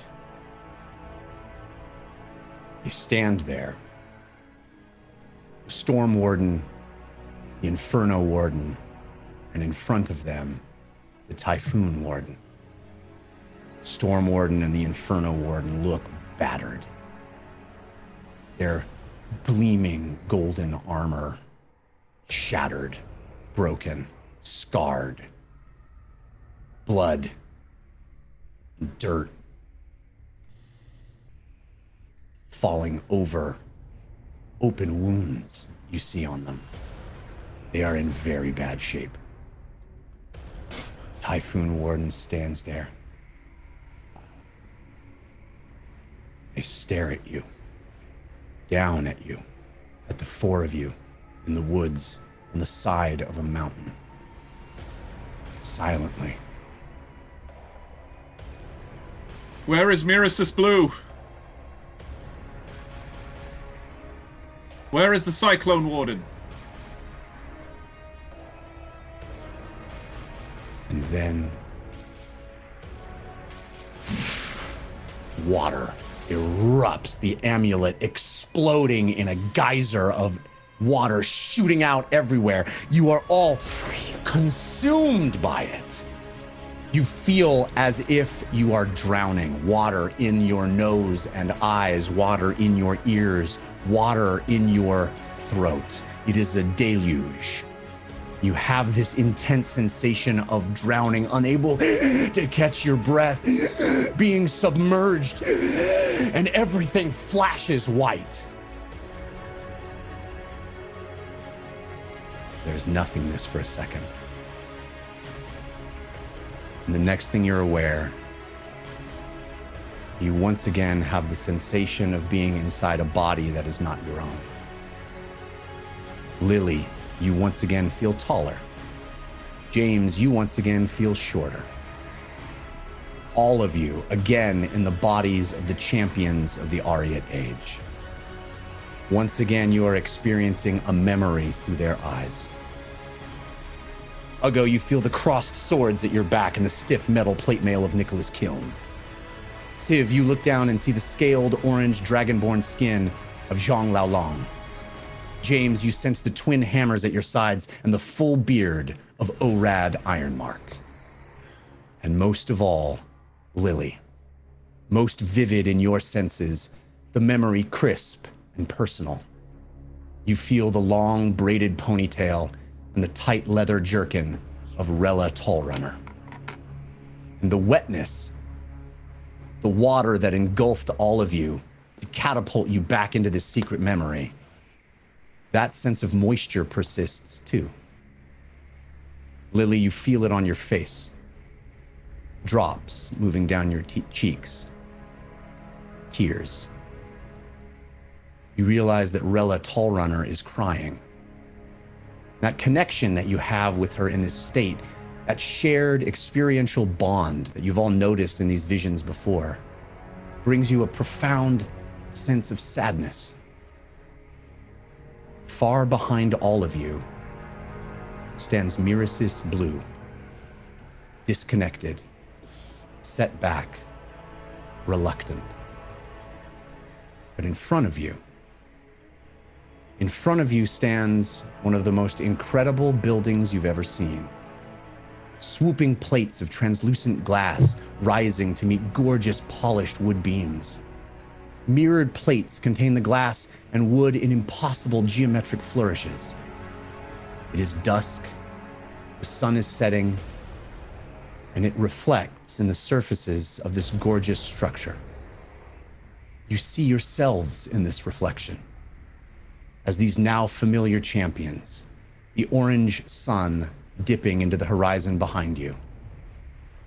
But beyond these reflections, past the surfaces of glass, you can see into the building. The four of you standing there, staring into what is undeniably a library, full floor to ceiling with books and rolled parchments, paintings and scrolls, a magnificent repository of knowledge displayed beautifully. Civ, you watch as you raise your arm. You look down and see there on your hand is a ring. A brilliant orange and red stone glittering on it. A familiar ring to you. You close your fist and press the ring against an unlit torch in your other hand, and it pops, a tiny, controlled explosion from the ring, sparking the torch to life. Each of you holds a similar torch, standing in an even line, staring at the library. Lily, you see Civ, as Zhang Laolong, tip the end of his torch to the right, tapping it against Ugo's torch, who in turn taps it against James's torch, all the way down the line to you. Your torch bursts to life, burning in your hands. You look back to see Mirasis Blue, but not Fahima. No trace of Fahima is here. Just this slender figure cloaked in a shimmering blue robe. Step forward with her torch and tap yours reluctantly. Then the five of you, in unison, throw your torches forward, shattering the glass in front of you, breaking the large, beautiful panes that hold your reflections in them. The mirrored images of you five collapsing to the ground in falling shards. Wet tears are streaming down your face now, Lily, down Rella's face, as you see the torches continue their trajectory into the center of the library, catching the parchment, the books, catching the paintings and furniture, rising and expanding to engulf the wooden beams until the entire library is consumed by unstoppable, raging inferno. Then there is another flash of white, and the four of you are once again in another familiar setting. At a camp. Tents, outdoors. You are still in the bodies of the heroes of the Ariad Age. You stand under a canvas canopy, erected to shelter you from the torrent of rain that pummels the tents all around. An extinguished campfire sizzles softly as sheets of falling rain hit the embers. The sound and smell of fresh rain, clean and new, contrast your appearance your clothes still dirty and covered in blood and soot from a recent battle. The flap to the tent behind you is closed, and the four of you stand patiently, quietly, as if waiting for something. Uggo, James, and Civ, you are looking at Lily, at Rella Tallrunner, who stands rocking back and forth, holding a tiny baby in her arms, swaddled in lush furs. Lily, you look down at the child and hum softly. 4 notes over and over and over in a repeating pattern. It sleeps peacefully, its blue skin and pointed ears tucked against your chest. Everybody roll me a perception check, please. Civ, you have advantage from cold candor. James, you have advantage from infectious.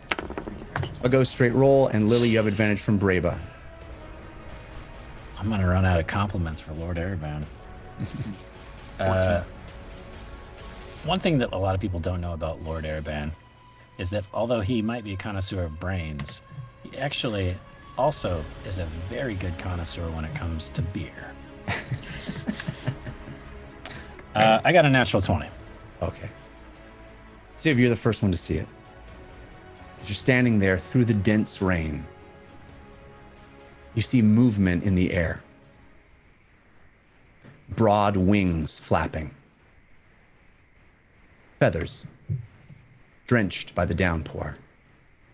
Arms, legs, humanoids with an eagle's head and wings.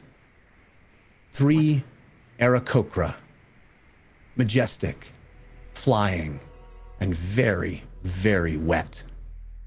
Bird people soaring through the rain right at your camp. One lands and approaches you, Lily.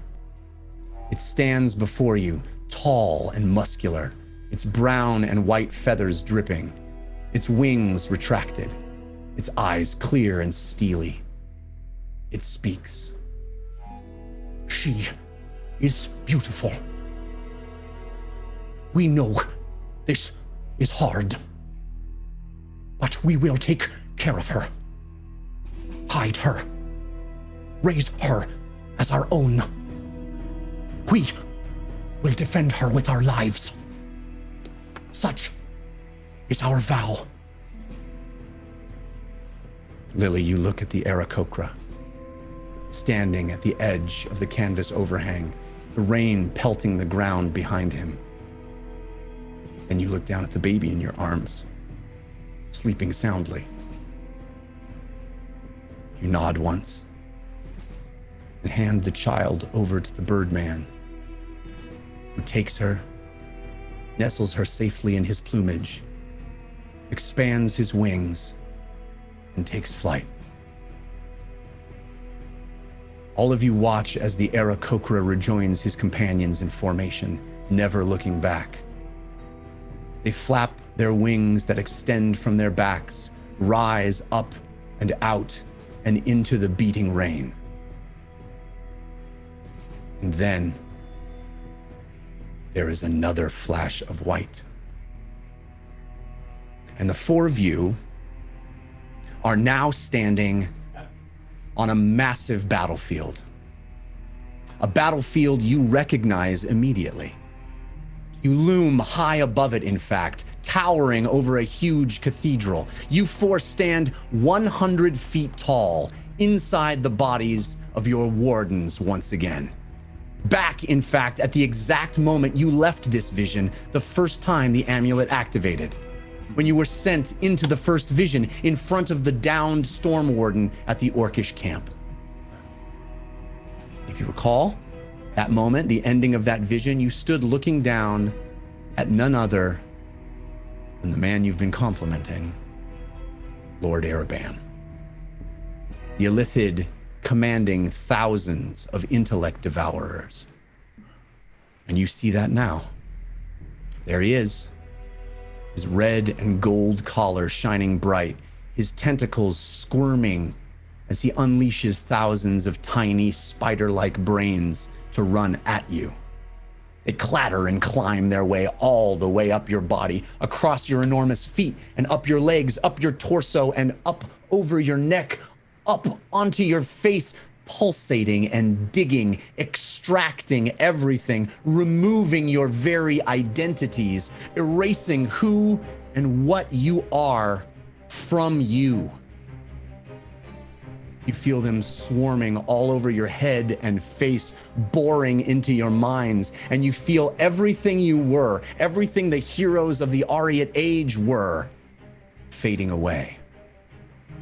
And that is where the vision ended the first time you saw it, when you lived through the Storm Warden's memory. But Lily, this time, for you, the moment lingers. You feel yourself draining out of you. All of your memories of who you are and what you care about sucked out of you by tiny brains on spindly spider legs. But in that extra moment of awareness before the flash, you look over at the Cyclone Warden, at your friend, Mirasis Blue. There is no trace of Fahima present. But you still feel a kinship and affection for this person, with whom you, or is it Rella, has gone through so much. It's tough to tell. The experiential connection is so strong, and this feeling of being drained of yourself confuses things. Tiny spider-like brains swarming across your face, across your eyes, obscuring your view. Your brain is a mush, but you swear you see the Cyclone Warden reaching up at the last second, clawing at her own face, tearing at the intellect devourers writhing on her eyes and mouth, pulling them off, pulling them away, stopping them, screaming. Then, all at once, she unleashes a blast of elemental wind, a powerful torrent of air all around her that dislodges all of the little brain spiders, scoops them up in a massive cyclone, and flings them away from her in a single emphatic gust. And as your eyes roll back in your own head, covered by 1,000 tiny movements of intellect devourers over your face, the last lingering bit of who Rella Tallrunner was slipping away. You can hear the Cyclone Warden scream out, "No! No! I will not forget her!"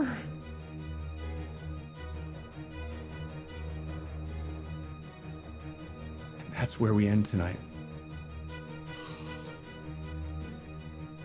Wow. I got excited with the Aarakocra. Seriously, yeah. And then I got really sad with all the intellect devourer stuff. Act 2, everybody! Wow, that's intense. That's intense. Good stuff. Good stuff. Oh my God. You all played fabulously, and I am grateful for your patience during the first half. I'm grateful for Jessica's patience during the second. How did Jessica do? She's fantastic. She was great. Yeah? Of course. She's amazing. Did she kill the Ashen Mage? Was it just Yeah, like it's all done. It's all right, done. Cool. Yeah. I'm sure cool. she'll like call you guys or something, and be like, did it. Totally did it. Did it. Here's what happened. All right. I need to thank some folks as we wrap up here. Can I make a special thank you? Absolutely, please. So we have a couple lovely ladies that do our music for us, and we don't ever get to listen to their music unless we watch the YouTube afterwards. Yep. And today they had a very special treat for us, and I don't want to ruin it for you because they're going to do their thing. But Heather and Leah, who do our music, we all very greatly appreciate you and love you. And thank you so much for going above and beyond with everything that you do. Thank you. Absolutely. Well said. You know. 100%. We are so grateful for them adding their magic to our show and elevating our fantasy. It's amazing. We are very fortunate to have them. It's wonderful that you brought that up, especially Jared, because we have another musical treat for everyone tonight. Oh. Do not turn off the show before the credits, ladies and gentlemen, because a listener, a viewer, a watcher of the time stream named Brandy wrote and performed an original song all about the dungeon run. It's fantastic. It's beautiful, it's exquisite, and it moved me the first 40 times I listened to it, and now it's just on repeat, and I love it so much. I urge you to stick around and listen to that. We're grateful for Brandy as well for making. We have an abundance of riches. We are so overwhelmed by the musical talents of so many people involved in this show. So please do stick around for Brandy's amazing song at the end of the show. And I think the stuff that Jared was talking about, which we are all so thrilled about as well, will be in future episodes. So I think there's something to look forward to there for everyone to listen to. So, get in the habit of not turning the show off until the end of the credits. I want to thank some folks who gave us love during that last stretch. I may have a new favorite username, everybody. Oh. Ready? Ready for this one? Yeah. Cult of Kanata. Digging it. Oh no. Another one is called Game of Choices. Who else? Elliot, Mobo Herder, Escanor of Pride, Dartman 42, Just Jules, Lily Dumblestuck Fan, Anthropomorphic Muppet, and more. Thank you all for supporting the show. Thank you all for sticking around and watching with us. Please tell your friends. Please vote. Exercise your choice. As we've said, it is a game of choices and it is a world of choices. Exercise your ability to make choices. If you're in America, please vote early. Vote as make a plan to vote and exercise your voice. All right, we will be back next week. I'm very excited to see. Sure, we can't go another hour. Sorry. I would love to. It's so weird. James wants to do sending at least 5 times. At least 5 times. do a 5 want to short do. rest. I will let you guys know because you didn't get a chance to see it. Jessica said the same thing. She's like, can I just keep doing it? Can we just do it? So I know, I feel bad. But we will be back next week, I promise. And hopefully all of you will too. Tell your friends. Until then, humankind. Be both. Okay. All right. This is awkward. I mean, not the humankind be both part, but the awkward ending. Not really awkward. I mean, it's not an awkward ending, but I think some things came to light that are not on their face, ideally geared towards my goodness. Oh, just let it play out, folks. Just let it play out, okay? Story's not over. To all of you who played along and interacted with us throughout the evening, our humble thanks. That includes me, okay? I like you. Love, as a matter of fact. And thank you to everyone that shared our adventure. Hashtag the dungeon run. Tell a friend to tell a friend. They'll tell a friend, and then that friend hopefully will also tell a friend, and so on and so forth.